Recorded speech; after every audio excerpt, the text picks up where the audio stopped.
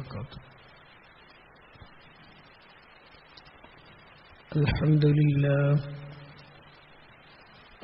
لله نحمده ونستعينه ونستغفره ونتوكل عليه ونعوذ بالله من شرور أنفسنا ومن سيئات أعمالنا. من يهده الله فلا مضل له ومن يضلله فلا هادي له. ونشهد أن لا إله إلا الله وحده لا شريك له ونشهد أن محمدا عبده ورسوله أرسله بالهدى ودين الحق ليظهره على الدين كله ولو كره المشركون. اللهم صل على محمد وعلى آل محمد كما صليت على إبراهيم وعلى آل إبراهيم. اللهم بارك على محمد وعلى آل محمد كما باركت على إبراهيم وعلى آل إبراهيم في العالمين إنك حميد مجيد. اللهم رب اشرح لي صدري ويسر لي أمري واحلل عقدة من لساني يفقه قولي. وما توفيقي إلا بالله عليه توكلت وإليه أنيب.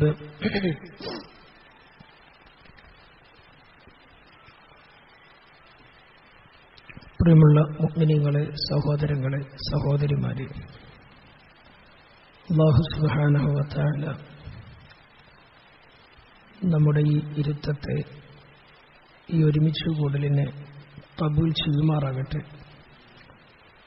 നമ്മുടെ ജീവിതത്തിൽ ഇന്നേ വരെ അറിഞ്ഞോ അറിയാതെയോ പലപ്പോഴായി സംഭവിച്ചു പോയിട്ടുള്ള മുഴുവൻ തിന്മകളും തെറ്റുകുറ്റങ്ങളും പടച്ചവനവന്റെ മഹ്ള് ഫദ്ല് കൊണ്ട് മാപ്പാക്കി തെരുമാറാകട്ടെ.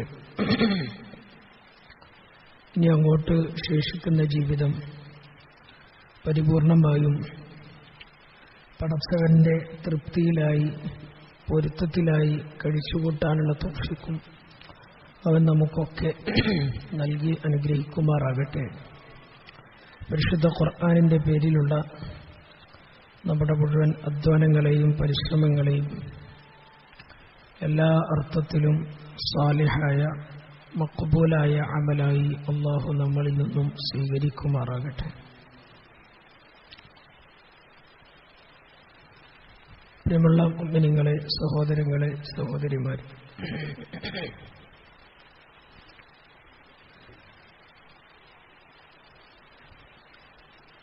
കഴിഞ്ഞ ക്ലാസ്സിൽ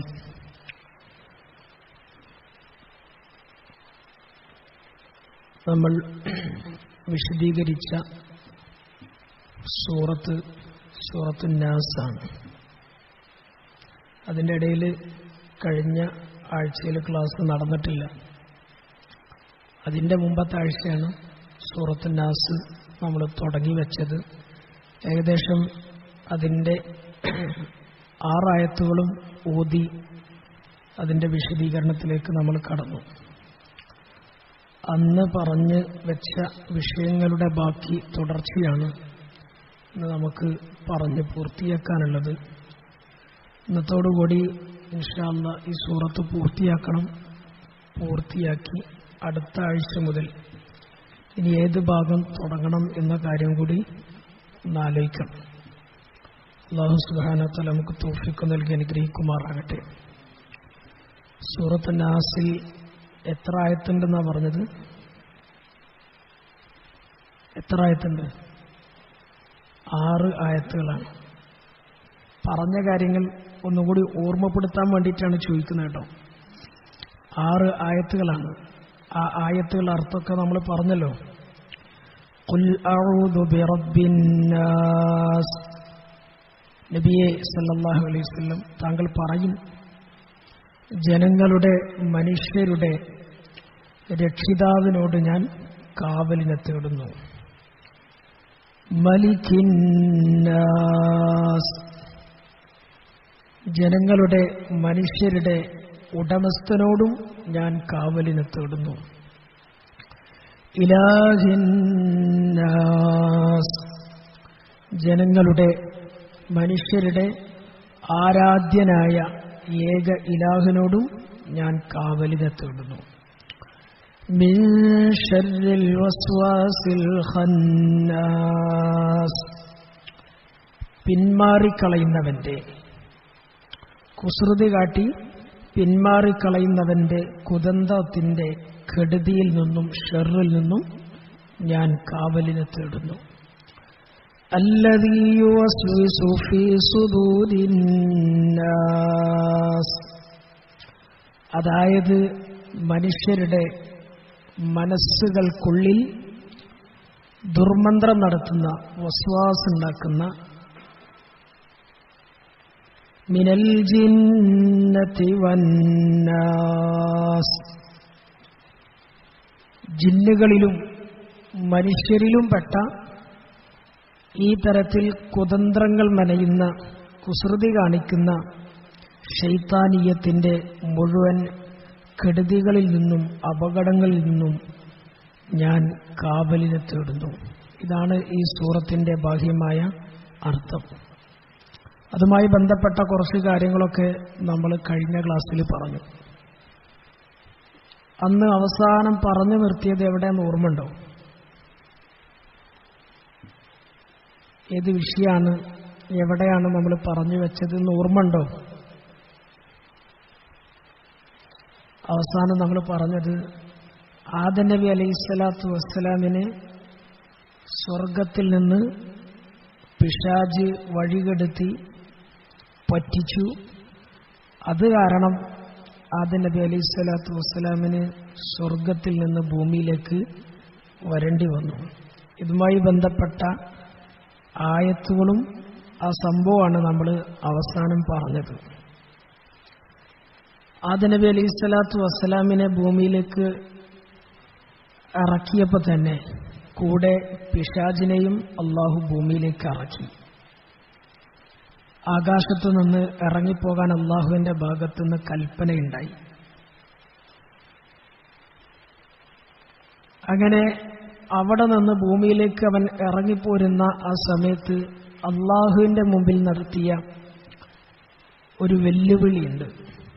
ഭീഷണിയുടെ സ്വരത്തിൽ അള്ളാഹുവിന്റെ മുമ്പിൽ നടത്തിയ ഒരു വെല്ലുവിളി. യഥാർത്ഥത്തിൽ അത് ഈ ഇരിക്കുന്ന നമ്മളോടുള്ള വെല്ലുവിളിയാണ്. അള്ളാഹുവിനെ വെല്ലുവിളിക്കാൻ ശൈത്താനിന് കഴിയൂലല്ലോ.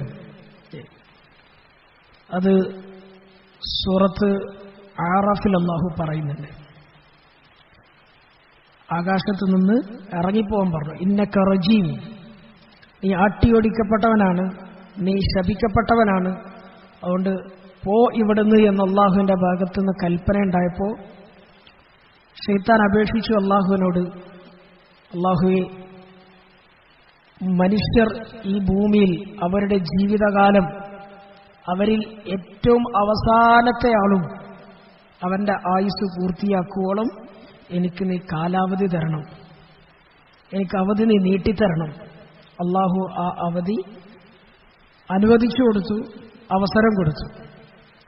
അവസരം കിട്ടി, അനുമതി കിട്ടിയ പാടെ അള്ളാഹുവിന്റെ മുമ്പിൽ അവർ നടത്തിയ വാക്കാണ് ثُمَّ لَآتِيَنَّهُم مِّن بَيْنِ أَيْدِيهِمْ وَمِنْ خَلْفِهِمْ وَعَنْ أَيْمَانِهِمْ وَعَنْ شَمَائِلِهِمْ وَلَا تَجِدُ أَكْثَرَهُمْ شَاكِرِينَ.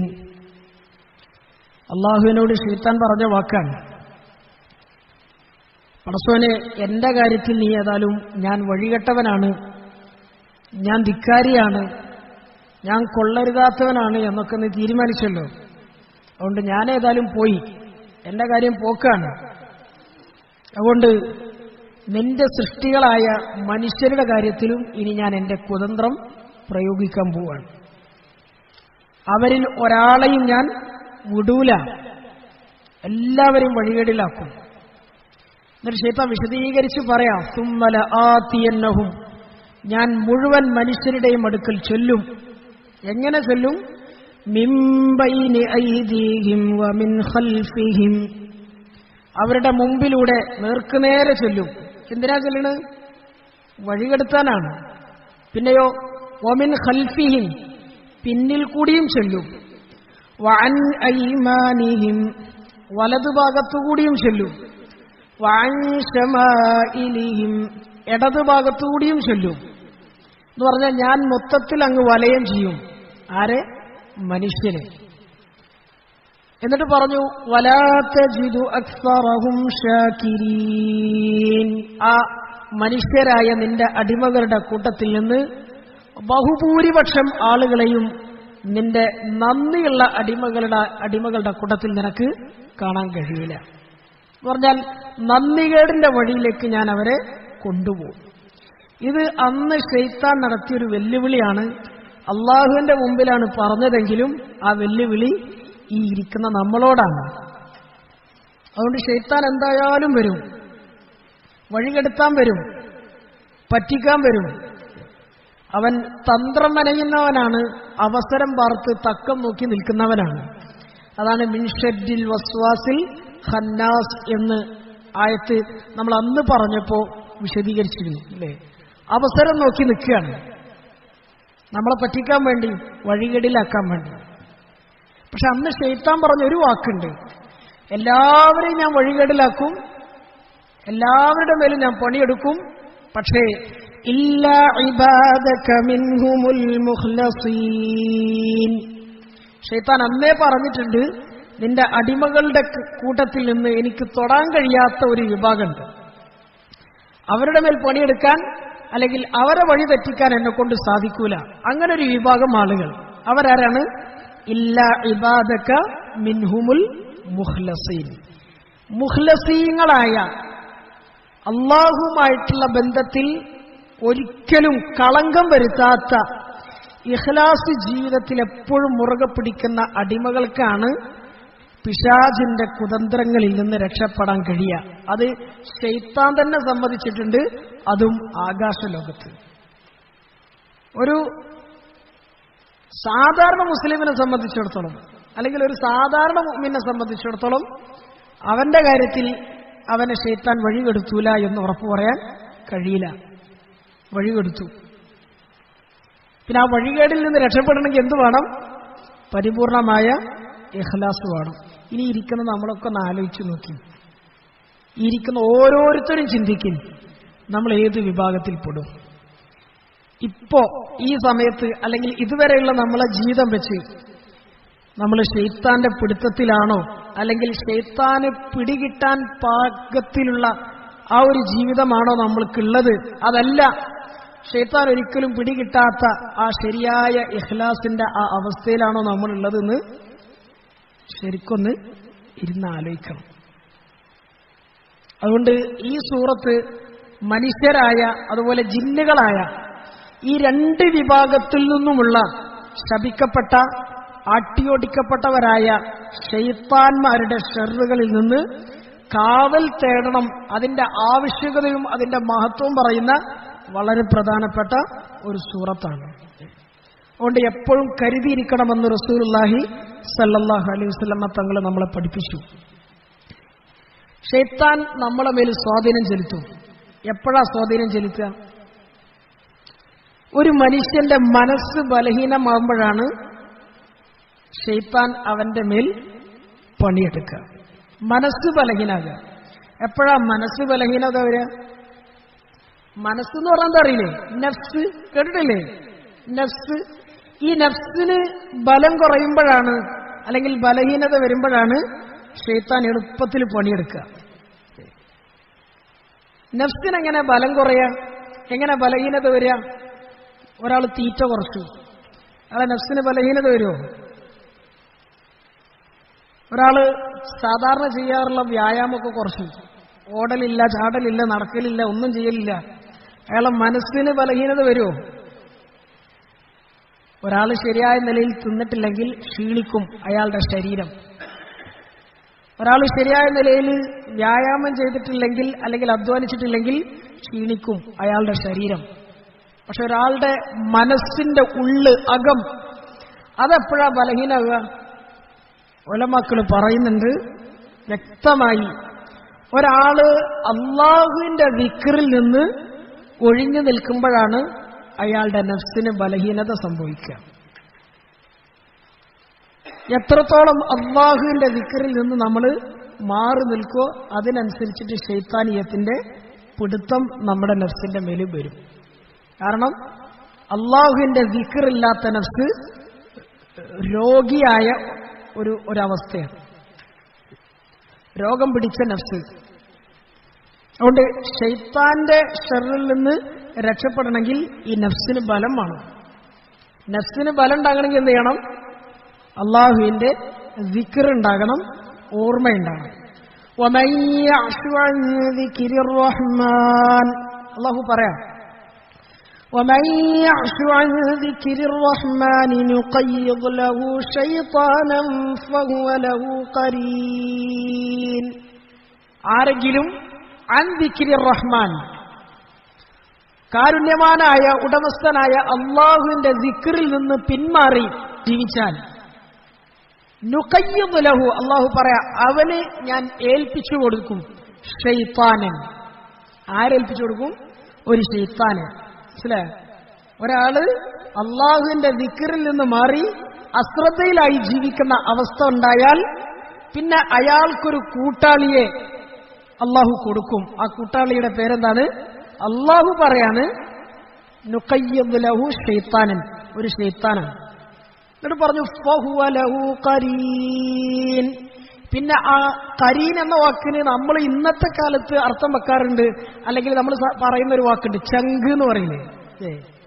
ചില സുഹൃത്തുക്കൾ അവർ തമ്മിലുള്ള ബന്ധത്തെ സൂചിപ്പിക്കാൻ വേണ്ടി ചങ്ക് എന്നാ പറയാ, അല്ലെ? ചങ്ക് എന്ന് പറഞ്ഞാൽ എന്റെ ജീവിതത്തിൽ നിന്ന് ഒഴിവാക്കാൻ പറ്റാത്തൊരു സാധനം, അല്ലെ? അല്ലെങ്കിൽ അങ്ങനെ ഒരു വ്യക്തി, അയാളെ സൂചിപ്പിച്ചുകൊണ്ടാണല്ലോ നമ്മൾ ചങ്ക് ബ്രോ അല്ലെങ്കിൽ ചങ്ക് സഹോദരൻ എന്നൊക്കെ പറയാ, അല്ലെ? അല്ലാഹ് പറയാ, നിങ്ങൾ എന്നിൽ നിന്ന്, എന്റെ ദിക്റിൽ നിന്ന് പിന്മാറിയാൽ നിങ്ങൾക്കൊരു ചങ്കനെ തരും. ആ ചങ്കന്റെ പേരെന്താണ്? എന്താണ്? ശൈത്താനാണ്. അള്ളാഹു കാക്കട്ടെ. സൂറത്തു സുഖ്റുഫ്. അല്ലാഹ് പറയാണ്, സംശയിക്കണ്ട. അപ്പൊ എന്താ മനസ്സിലായത്? അള്ളാഹുവിന്റെ ദിക്റില്ലാത്ത നഫ്സ് ബലഹീനാണ്. ആ ബലഹീനമായ നഫ്സിനെ പിടിക്കാൻ ശൈത്താന് വളരെ എളുപ്പമാണ്. എന്നിട്ട് അതിനുശേഷം അല്ലാഹ് എന്താ പറയുന്നത്? وَإِنَّهُمْ لَيَصُدُّونَ عَنِ السَّبِيلِ وَيَحْسَبُونَ أَنَّهُمْ مُهْتَدُونَ. وَإِنَّهُمْ, തീർച്ചയായും ആ ശൈത്താന്റെ പണി എന്താണ്? ലയസുദ്ദൂന അനി സബീൽ, നല്ല വഴികളെ തൊട്ട് ഈ മനുഷ്യന്മാരെ വഴി തെറ്റിക്കുക എന്നുള്ളതാണ്. നന്മ ചെയ്യാൻ ഒരിക്കലും അനുവദിക്കൂല, അല്ലെങ്കിൽ നന്മയുടെ വഴിയിലേക്ക് കടക്കാൻ ഒരിക്കലും സമ്മതിക്കൂല ശൈത്താൻ. എന്നാലോ വയഹ്സബൂന, ഇവര് വിചാരിക്കാണ്, പാവങ്ങൾ സാധുക്കൾ, അന്നഹും മുഹ്തദൂൻ, ഞാൻ കേടന്നിട്ടൊന്നുമില്ല, ഞാനിപ്പോഴും നല്ല വഴിയിലാണ്, ഞാൻ ഇതുവരെ ശൈത്താന്റെ പിടുത്തത്തിലൊന്നുമല്ല എന്നാണ് ഇവര് പറയുക. പക്ഷെ അറിയുന്നില്ല, ആ തിരിച്ചറിവ് പോലും നഷ്ടപ്പെട്ടു പോവാണ്. അള്ളാഹു നമ്മളൊക്കെ കാക്കുമാറാകട്ടെ. അങ്ങനെ ചില ആൾക്കാരുണ്ട്, എന്തെങ്കിലുമൊക്കെ നല്ല കാര്യം അവനോട് പറഞ്ഞാൽ എനിക്കെന്തപ്പോ മോശത്തരം, ഞാൻ ഇപ്പൊ കേടായിട്ടൊന്നുമില്ലല്ലോ, അതുകൊണ്ട് ഇന്ന നന്നാക്കാൻ എന്തിനാ വരുന്നേ, എന്തിനാ എന്നോട് ഈ കാര്യം പറയണത്? നിസ്കരിക്കാത്ത എത്ര ആൾക്കാരുണ്ട്, ഓരോട് പറഞ്ഞൂടെ? എനിക്ക് നന്നാകാത്ത എത്രയോ ആൾക്കാരുണ്ട് ചുറ്റുപാടിൽ, ഓരോട് പറഞ്ഞൂടെ? ഞാൻ ഉസ്താറാന്നാണ് മിക്ക ആളുകളുടെയും ചിന്ത. അതാര് തോന്നിപ്പിക്കലാണ്? ഞാൻ കുഴപ്പമില്ല എന്നുള്ള തോന്നിപ്പിക്കൽ അതാരുടെ ഭാഗത്തുനിന്നാണ്? ശൈത്താന്റെ ഭാഗത്തുനിന്നാണ്. അങ്ങനെ ഒരു തോന്നൽ ഒരു മനുഷ്യനുണ്ടായാൽ പിന്നെ ഓന് നന്നാകാൻ കഴിയില്ല. കാരണം ഓ നന്നായില്ല ഓൾറെഡി. എന്താ പ്രകാരം ഓ നന്നായി ഒരു മനുഷ്യന് പിന്നെ കൂടുതൽ നന്നാകാണ്ടോ? അതുകൊണ്ട് അങ്ങനത്തെ ചിന്ത നമ്മളെ നഫ്സിൽ വരുന്നുണ്ടോ, മനസ്സിൽ വരുന്നുണ്ടോ എന്ന് ഇടക്കിടക്ക് നമ്മളൊന്ന് ആലോചിക്കണം. അന്നഹും മുഹ്തദൂൻ, ഞാനിനി നന്നാകാൻ ഒന്നുമില്ല, ഞാൻ എല്ലാ നിലക്കും നന്നായി എന്ന് അവർ വിചാരിക്കാണ്. പക്ഷേ അവർ ശൈത്താന്റെ കൺട്രോളിലാണ്. ഹത്താ ഇദാ ജാഅനാ, അതിനുശേഷം അല്ലാഹ് പറയാം, ഹത്താ ഇദാ ജാഅനാ قال يا ليت بيني وبينك بعد المشرقين فبئس القرين. പക്ഷേ ഈ കാര്യം വ്യക്തമായി ബോധ്യവും. എപ്പോ? നാളെ ആഖിറത്തിൽ പടച്ചവന്റെ മുമ്പിലെത്തുമ്പോ. ഹത്താ ഇദാ ജാഅന, ഇവർ രണ്ടുപേരും എന്റെ മുമ്പിലേക്ക് വരുമ്പോ എന്ന് പറഞ്ഞാൽ വഴികെടുത്തിയ ശൈത്താനും വഴികേടിലേക്ക് പോയ മനുഷ്യനും രണ്ടുപേരും എന്റെ മുമ്പിലേക്ക് ഖിയാമത്തിന്റെ ദിവസം വിധി തീരുമാനിക്കുന്ന ആ ഒരു ഘട്ടത്തിൽ മുമ്പിലേക്ക് വരുമ്പോ ഈ മനുഷ്യന് മനസ്സിലാവും, ഇത്രയും കാലം എന്റെ ജീവിതത്തിന്റെ കടിഞ്ഞാൻ ഈ പറയുന്ന ശൈത്താന്റെ കയ്യിലായിരുന്നു. അതൊരു വല്ലാത്ത ഖേദത്തിന്റെ നഷ്ടത്തിന്റെ സമയം. അങ്ങനെ ഒരു തിരിച്ചറിവുണ്ടാകുന്ന സമയം പിന്നെ അവസരമുണ്ടോ? ഇല്ലല്ലോ. അന്നത് വ്യക്തമായി ബോധ്യവും. എന്നിട്ട് ആ മനുഷ്യൻ അള്ളാഹുവിന്റെ മുമ്പിൽ ഇങ്ങനെ ഖേദിച്ച് വിലപിച്ച് പറയും, യാ ലൈത ബൈനി വബൈനക. പിശാചിന്റെ മുഖത്തോക്കിട്ട് പറയാം, ആ കഷ്ടം, എന്റെയും നിന്റെയും ഇടയിൽ ബുഅദൽ മശ്രിഖൈൻ. അയാൾ പറയാ, ഉദയാസ്തമന സ്ഥാനങ്ങളുടെ അത്രയും ദൂരമുണ്ടായിരുന്നെങ്കിൽ, വിദൂരമുണ്ടായിരുന്നെങ്കിൽ എത്ര നന്നായിരുന്നേനെ എന്ന് ഈ മനുഷ്യൻ പറഞ്ഞു. പക്ഷെ അന്നത്തെ ആ പറച്ചിലുകൊണ്ട് വല്ല കാര്യമുണ്ടോ? അല്ലേ? അതുവരെ തോളിൽ കൈയിട്ട് ചങ്കെന്ന് പറഞ്ഞ് നടന്ന മനുഷ്യനാണ് അള്ളാന്റെ മുമ്പിലെത്തിയപ്പോ യാഥാർത്ഥ്യം ബോധ്യപ്പെട്ടപ്പോ പറയുന്ന വർത്താനം എന്താണ്? ഉദയാസ്തമന സ്ഥാനം എന്ന് പറഞ്ഞാൽ അതിന്റെ ഒരു അന്തരങ്ങളൊന്നും ആലോചിച്ച് നോക്കി. ഉദയോടെ അങ്ങ് കിഴക്കിലാണ്, അസ്തമയം പടിഞ്ഞാറിലാണ്. നമ്മൾ കാണുന്ന കിഴക്കും നമ്മൾ കാണുന്ന പടിഞ്ഞാറും അല്ല. നമ്മൾ ഏത് കിഴക്കും പടിഞ്ഞാറാ കണ്ടത്? നമ്മൾ ഈ പള്ളിയുടെ മുറ്റത്തിരുന്ന് നോക്കിയാൽ നമുക്ക് പറയാം, ഈ ഭാഗം കിഴക്കാണ്, ആ ഭാഗം പടിഞ്ഞാറാണ്. നമ്മുടെ ഈ രണ്ട് കണ്ണിന്റെ കാഴ്ചകളുടെ പരിധിക്കപ്പുറത്തേക്ക് പിന്നെ നമുക്ക് കിഴക്കുമില്ല പടിഞ്ഞാറുമില്ല. ഉണ്ടോ? ഇല്ല. നമ്മൾ നമ്മുടെ കണ്ണിന്റെ ആ കാഴ്ചക്കുള്ളിൽ ഒതുങ്ങുന്ന അന്തരീക്ഷം നോക്കിയിട്ടാണ് പറയുന്നത്, അവിടെ കിഴക്കാണ്, ഇവിടെ പടിഞ്ഞാറാണ്. അതന്നെ എത്ര ദൂരമുണ്ട്? നമ്മളെ കാഴ്ചയിൽ ഒതുങ്ങുന്ന കിഴക്കും പടിഞ്ഞാറും തന്നെ എത്ര അന്തരമുണ്ടെന്ന് ആലോചിച്ച് നോക്കി. എന്നാ ഈ മനുഷ്യൻ പറയുന്നത് അള്ളാഹുവിന്റെ തീരുമാനത്തിലുള്ള കിഴക്കും അള്ളാഹുവിന്റെ തീരുമാനത്തിലുള്ള പടിഞ്ഞാറും, ഉദയവും അസ്തമയവും, ഇതിന്റെ രണ്ടിന്റെയും ഇടയ്ക്കിൽ എത്ര അന്തരമുണ്ടോ ആ ഒരു അന്തരം എനിക്കും നിനക്കും ഇടയിൽ ഉണ്ടായിരുന്നുവെങ്കിൽ എത്ര നന്നായിരുന്നേനെ എന്ന് മനുഷ്യൻ ഖേദം കൊണ്ട് കരഞ്ഞുകൊണ്ട് പറയുമെന്ന് പരിശുദ്ധ ഖുർആൻ. വമൻ അഅറദ അൻ ദിക്രി ഫഇന്ന ലഹു മഈശതൻ ദൻകാ വനഹ്ശുറുഹു യൗമൽ ഖിയാമത്തി അഅ്മാ. ഇടയ്ക്കൊക്കെ നമ്മൾ കേൾക്കാറുള്ള ആയത്താണ്. അല്ലാഹ് പറയാം, വമൻ യഅ്ശു അൻ ദിക്രി റഹ്മാൻ. ആരെങ്കിലും ഉടമസ്ഥനായ രക്ഷിതാവായ അള്ളാഹുവിന്റെ ദിക്റിൽ നിന്ന് പിന്മാറി അശ്രദ്ധയിലായി ആരെങ്കിലും ജീവിച്ചാൽ ഫഇന്ന ലഹു മഈശതൻ ദൻക, അവന്റെ ജീവിതം കുടുസാവും, ആകെ എടങ്ങേറാവും, കുട്ടിച്ചോറാവും. എന്താ ഈ കുട്ടിച്ചോറാകുക, കുടുസാകുക എന്ന് പറഞ്ഞാൽ ആ നഫ്സിന്റെ ഉള്ളിൽ പിന്നെ കയറി പണിയെടുക്കുന്നത് ആരാണ്? ശൈത്താനാണ്. ശൈത്താൻ പണിയെടുത്താൽ പിന്നെ നഫ്സിന്റെ വിശാലത നഷ്ടപ്പെടും, നഫ്സിന്റെ സ്വാതന്ത്ര്യം നഷ്ടപ്പെടും. പിന്നെ ഒക്കെ കുടുസായിട്ട് തോന്നും, പിന്നെ എല്ലാം ഇരുട്ടിലാവും. അള്ളാഹു നമ്മളൊക്കെ കാക്കുമാറാകട്ടെ. എല്ലാ ദിവസവും നമ്മൾ ചിന്തിക്കണം, എല്ലാ ദിവസവും നമ്മൾ ഇരുന്ന് ആലോചിക്കണം, പടച്ചോനെ എന്റെ നഫ്സിന്റെ പിടുത്തം അത് ആരുടെ കയ്യിലാണ്? അത് ശൈത്താന്റെ കയ്യിലേക്കാണോ ഞാൻ ഏൽപ്പിച്ചു കൊടുത്തിരിക്കുന്നത്? അതല്ല നന്മയുടെ വഴിയിലാണോ സ്വർഗത്തിന്റെ വഴിയിലാണോ എന്ന് നമ്മൾ ഇടക്കിടക്ക് ഇരുന്ന് ശരിക്കൊന്ന് ആലോചിച്ച് നോക്കണം. അതുകൊണ്ട് നഫ്സിന് എപ്പോ ബലഹീനത സംഭവിക്കോ അപ്പോ ശൈത്താനിയത്തിന്റെ പിടുത്തം വരും. നഫ്സിന് എപ്പോഴാണ് ബലഹീനത വരിക? അള്ളാഹുവിന്റെ ദിക്റിൽ നിന്ന് നഫ്സ് ഒഴിഞ്ഞു നിൽക്കുമ്പോഴാണ്. അപ്പൊ രക്ഷപ്പെടാൻ എന്ത് ചെയ്താൽ മതി? എന്ത് ചെയ്താൽ മതി? അതിന്റെ നേരെ മഫ്ഹൂമുകൾ മനസ്സിലാക്കി മുഖാലഫ. അള്ളാഹുവിന്റെ ദിക്ർ ജീവിതത്തിൽ മുറുകെ പിടിച്ചാൽ മതി, പിന്നെ രക്ഷപ്പെടാൻ വേറെ വഴിയൊന്നും നോക്കണ്ട. ദിക്ർ എന്ന് പറഞ്ഞാൽ എന്താ അർത്ഥം? ദിക്ർ എന്ന് പറഞ്ഞാൽ തസ്ബീമാലും പിടിച്ച് മൂലക്കിരുന്ന് വെറുതെ ഇങ്ങനെ സുബ്ഹാനല്ലാഹ് അൽഹംദുലില്ലാഹ് എന്നിങ്ങനെ ഒരു അവയായിട്ട് ഇങ്ങനെ പറഞ്ഞു തീർത്താൽ മതിയോ? അതല്ല, ഹൃദയത്തിന്റെ ഉള്ളിൽ അല്ലാ എന്ന ചിന്ത എപ്പോഴും ഉണ്ടാകുക. അതൊരു പക്ഷെ ഖുർആൻ ഓതുന്ന രൂപത്തിലാവാം, അതല്ലെങ്കിൽ ഇപ്പറഞ്ഞ പോലെ തസ്ബീഹ് പിടിച്ച് ദിക്ർ പറയുന്ന കോലത്തിലാവാം, അതല്ലെങ്കിൽ മറ്റൊരാളെ കണ്ട് അയാളോട് അള്ളാഹുവിനെ കുറിച്ച് പറയലാവാം. ഏത് തരത്തിലാവാം. പറച്ചിലും കാണലും കേൾക്കലും ചിന്തയൊക്കെ അല്ലാ എന്ന ആ ഒരു കേന്ദ്രബിന്ദുവിൽ മാത്രം ഒതുക്കുമ്പോഴാണ് അത് ദിക്റാകുക. ആ ദിക്റുണ്ടെങ്കിൽ പിന്നെ അവന്റെ ജീവിതം രക്ഷപ്പെടും.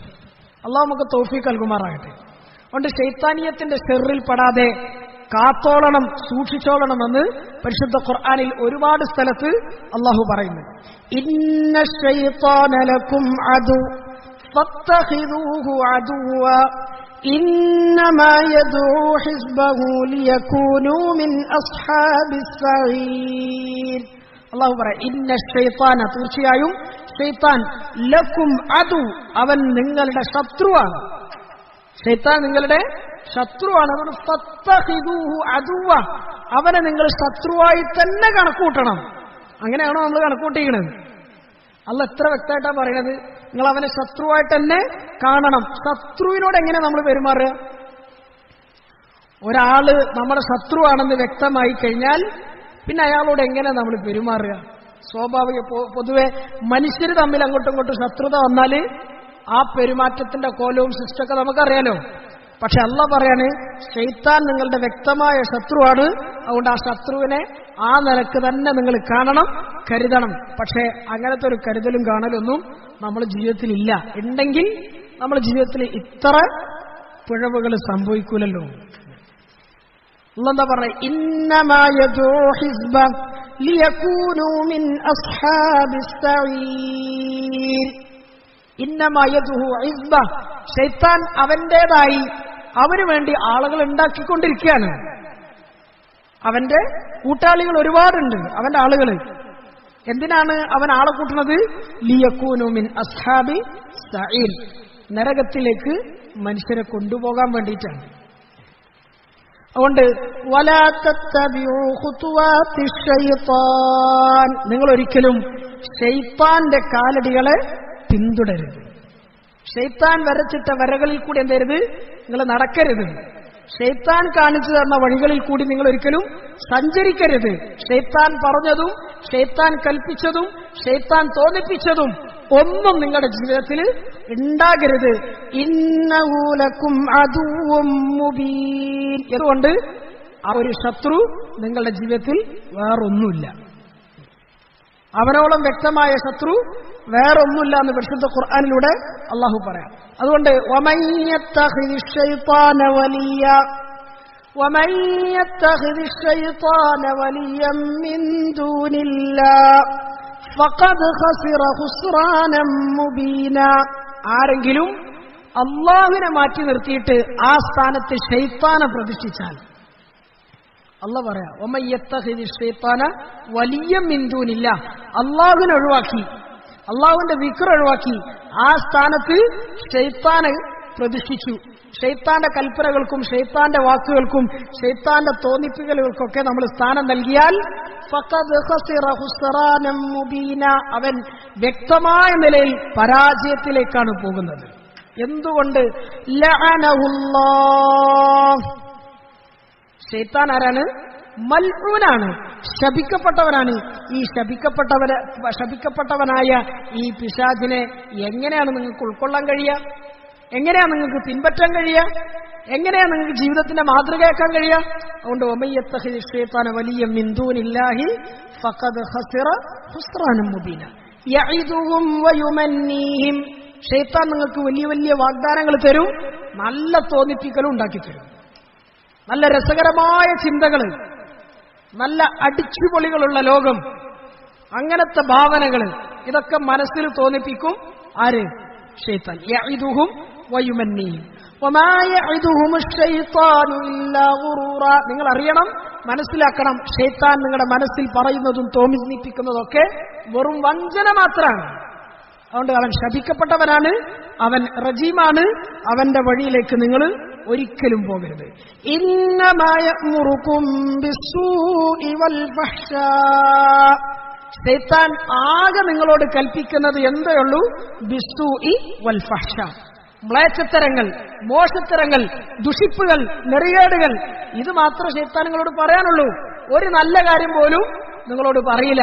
ഇനി അഥവാ ഒരു നല്ല കാര്യം നിങ്ങളോട് പറയുന്നുണ്ടെങ്കിൽ അതിനേക്കാൾ വലിയ നന്മ നിങ്ങളുടെ ജീവിതത്തിൽ നിന്ന് തടയാൻ വേണ്ടിയിട്ടാണ്. ശൈത്താൻ ചില നേരത്തെ അങ്ങനെയൊക്കെ വരും. എങ്ങനെ വരും? നല്ല കാര്യങ്ങളെ ഓർമ്മിപ്പിക്കും, പക്ഷേ അതിനേക്കാൾ വലിയ നന്മകൾ മുമ്പിലുണ്ടാവും. അതിൽ നിന്ന് നല്ല നമ്മളെ തടയാൻ വേണ്ടിയിട്ടാണ് ചെറിയ നന്മയിൽ നമ്മളെ ഒതുക്കുന്നത്. ചെറിയൊരു ഉദാഹരണം പറയാം. ഇപ്പൊ പൊതുവായി ഇപ്പൊ ഒരു ഖുർആൻ ക്ലാസ് നടക്കുകയാണ്.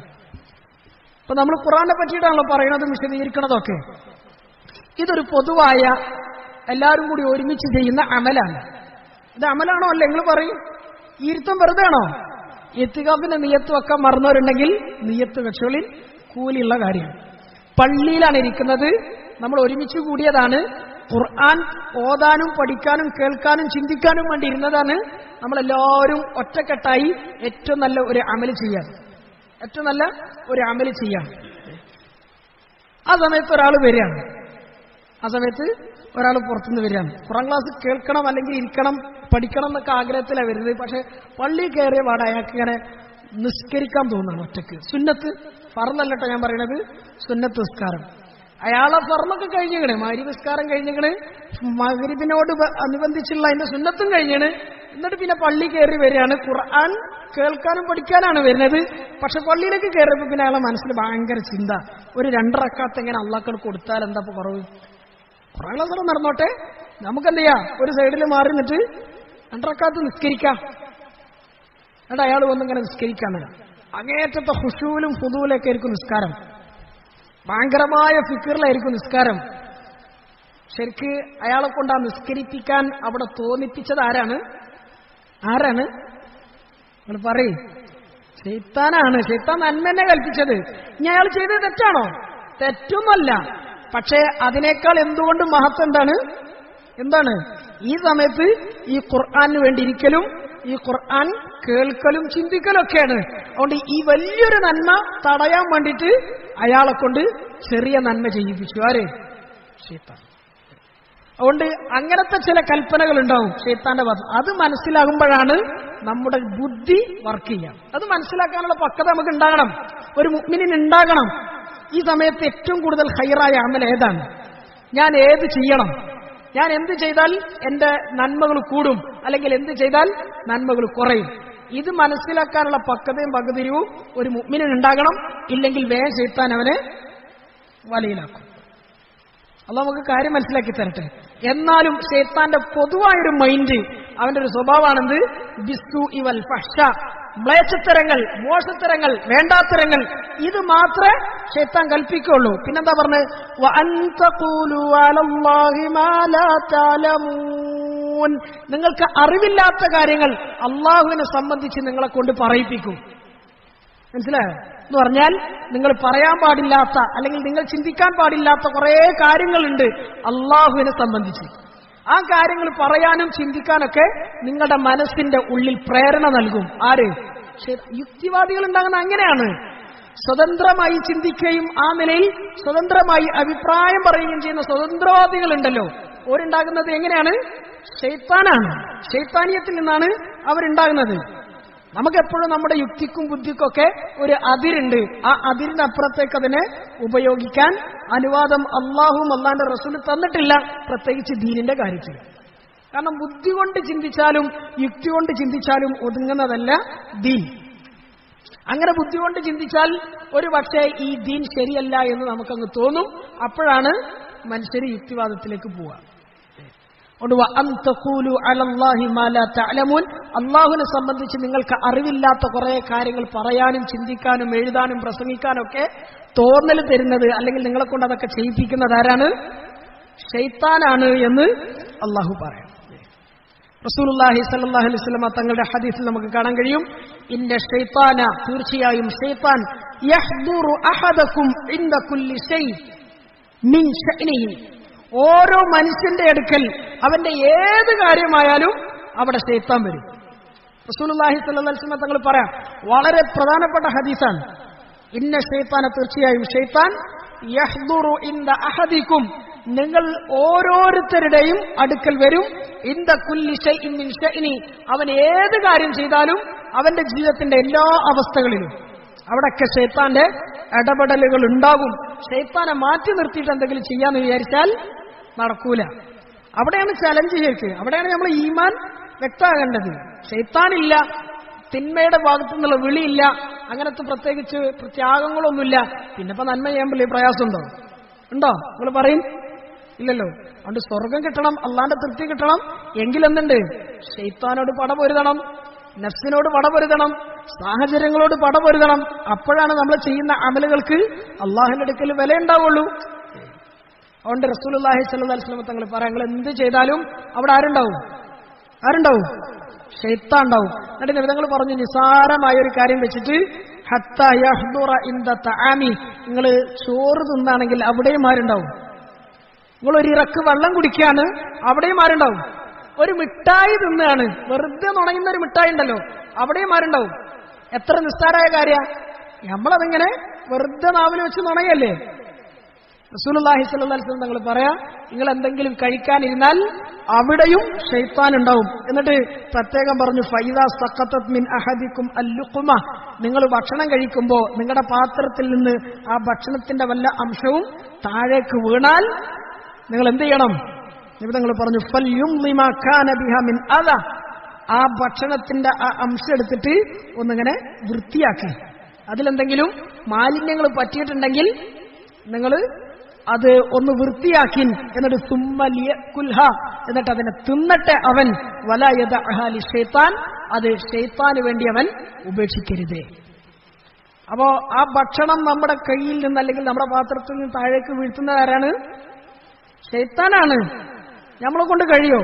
നമ്മളൊന്ന് പറയും. ഭക്ഷണം കഴിക്കുന്നിടത്താണ് ഇന്ന് ഏറ്റവും കൂടുതൽ അരാജകത്വം. കുറേ മേഖലകളുണ്ട്, അതിൽ ഏറ്റവും പ്രധാനപ്പെട്ട ഒരു അരാജകത്വം നടക്കുന്ന ഒരു സമയം എന്ന് പറയുന്നത് ഭക്ഷണം കഴിക്കുന്നിടത്താണ്. ഇവിടെ തങ്ങൾ പറഞ്ഞ കാര്യം എത്ര വ്യക്തമാണ്. നിങ്ങളുടെ പാത്രത്തിൽ നിന്ന് ഭക്ഷണത്തിൽ ഒരു വറ്റ് ഭൂമിയിലേക്ക് അല്ലെങ്കിൽ സുപ്രയിലേക്ക് വീണിട്ടുണ്ടെങ്കിൽ അതെടുക്കണം. എടുത്തിട്ട് എന്തെങ്കിലും അതിൽ മാലിന്യം ഉണ്ടോ നോക്കണം, എന്നിട്ടത് കളയണം. എന്ന് പറഞ്ഞാൽ അതിനെ മാലിന്യം നീക്കണം, എന്നിട്ട് അവൻ അതിനെ തിന്നട്ടെ. ഒരിക്കലും അത് ശൈത്താന് വേണ്ടി അവൻ മാറ്റിവെക്കരുത് എന്ന് റസൂലുള്ളാഹി സ്വല്ലല്ലാഹു അലൈഹി വസല്ലം.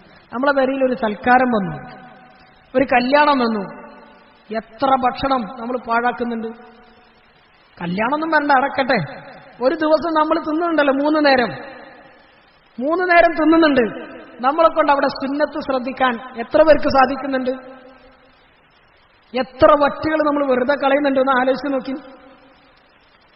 ഭക്ഷണത്തിന്റെ കാര്യത്തിൽ നമുക്ക് സുന്നത്തിന് ഒരു വിലയില്ല. തിന്നണതും കുടിക്കണതും ഒക്കെ വേറെ ഏതോ സമുദായക്കാർ കാണിച്ച ആ സംസ്കാരം പിൻപറ്റിയിട്ടാണ്. ബൊഫെ സംസ്കാരം വന്നല്ലോ നമ്മുടെ നാട്ടില്, അതൊന്ന് പൊതുവായി, അതങ്ങനെ ഒരു ശൈലിയായി. നടന്ന് തിന്നുക, നിന്ന് തിന്നുക, കറങ്ങി തിന്നുക, ഏതെല്ലാം കോലത്തിലാണ് തിന്നുന്നത് അല്ലെങ്കിൽ കുടിക്കുന്നത്? നമുക്കിഷ്ടപ്പെട്ട രീതിയിൽ, നമുക്കിഷ്ടപ്പെട്ട കൈകൊണ്ട്. വെള്ളം കുടിക്കുന്നത് മിക്കവാറും ഏതൈ കൊണ്ടാണ്? ഇടത് കൈകൊണ്ട് തിന്നുന്നതും ഇടത് കൈകൊണ്ട് കുടിക്കുന്നതും ശൈത്താനിന്റെ സംസ്കാരമാണെന്ന് റസൂലുള്ളാഹി സ്വല്ലല്ലാഹു അലൈഹി വസല്ലം. വളരെ ഗൗരവമുള്ള വിഷയമാണ്. നമ്മളൊരു പക്ഷെ ചോറ് തിന്നുമ്പോൾ വലത് കൈ ഉപയോഗിക്കും. അതിപ്പോ ഇനി സുന്നത്താണെന്ന് അറിഞ്ഞതിന്റെ അടിസ്ഥാനത്തിലൊന്നല്ല, പിന്നെ മറ്റേ കൈ ഒരു പ്രയാസം കൊണ്ടാണ്, അല്ലേ? കാരണം ആ കൈ നമ്മൾ നല്ലതിനൊന്നല്ലല്ലോ ഉപയോഗിക്കല്. അതുകൊണ്ട് ഭക്ഷണം കഴിക്കുമ്പോൾ ആ കൈ ഉപയോഗിച്ചാൽ ഒരു പക്ഷെ നമുക്ക് ചോറ് ഇറങ്ങൂല. അത് വേറൊരാൾ അങ്ങനെ കഴിക്കുന്നുണ്ടെങ്കിൽ തന്നെ പിന്നെ നമുക്ക് ചോറ് ഇറങ്ങൂല. അങ്ങനത്തെ ആൾക്കാരാണ് നമ്മൾ, അല്ലേ? പക്ഷെ വെള്ളം കുടിക്കുമ്പോൾ പിന്നെ എന്ത് ചെയ്യും? വെള്ളം കുടിക്കുമ്പോൾ സ്വാഭാവികമായിട്ടും ഈ കയ്യാ പോവുക. അതൊരു പക്ഷേ ഡിസ്പോസിബിൾ ഗ്ലാസ് ആണെങ്കിൽ പോലും, എന്ന് പറഞ്ഞാൽ ഡിസ്പോസിബിൾ ഗ്ലാസ് പറഞ്ഞാൽ എന്താ? ഡിസ്പോസിബിൾ എന്ന് പറഞ്ഞാൽ അതൊരു സംസ്കാരമാണല്ലോ. ഉപയോഗിക്കുക, വലിച്ചെറിയ, അല്ലേ? ഉപയോഗിക്കുക, വലിച്ചെറിയ. നമ്മൾ കുടിക്കുന്ന ഗ്ലാസ് നമ്മൾ മാത്രമേ കുടിക്കുള്ളൂ. നമ്മൾ കുടിച്ചു കഴിഞ്ഞാൽ പിന്നെ അതൊരു മനുഷ്യൻ തൊടൂല, പിന്നെ അത് വേസ്റ്റാണ്. അങ്ങനത്തെ ഗ്ലാസ് ആണെങ്കിൽ പോലും കൂടെ ടേബിളിൽ ഇരിക്കുന്ന ആൾക്കാരുടെ സ്റ്റാറ്റസ് നോക്കിയിട്ട്, അല്ലേ, വലതു കൈ കൊണ്ട് എടുക്കണം എന്നൊക്കെ ആഗ്രഹം ഉണ്ടാവും. പക്ഷെ ഓരെന്ത് കരുതും, ഓരെന്ത് വിചാരിക്കും? അതുകൊണ്ട് എന്ത് ചെയ്യും? വേഗം ഈ ഇടത് കൈ കൊണ്ട് എടുക്കും, കുടിക്കും. സുന്നത്തിനൊരു വിലയില്ല. വേറെ ചില ആൾക്കാരുണ്ട്, സുന്നത്തും ശൈത്താനിയത്തും കൂടി ഒന്നിച്ചു ചേർക്കുന്ന ഒരു ജമ്പിന്റെ പരിപാടി. എങ്ങനെ? ഒരു താങ്ങിപ്പിടുത്തം. എന്തിനാണ് ഈ താങ്ങിപ്പിടുത്തം? വെയിറ്റ് കൊണ്ടാ? ക്ലാസ് താങ്ങാൻ കഴിയാത്തതുകൊണ്ടാണോ? ആരോഗ്യമില്ലാത്തതുകൊണ്ടാണോ? ഇങ്ങനെ ഇടത് കൈയിൽ പിടിക്കും, പിന്നെ ഇങ്ങനെ വലത് കൈ കൊണ്ട്, വലത് കൈ എന്ന് പറഞ്ഞാൽ വലതിന്റെ ഉള്ളം കൈയൊന്നും ഉപയോഗിക്കൂല.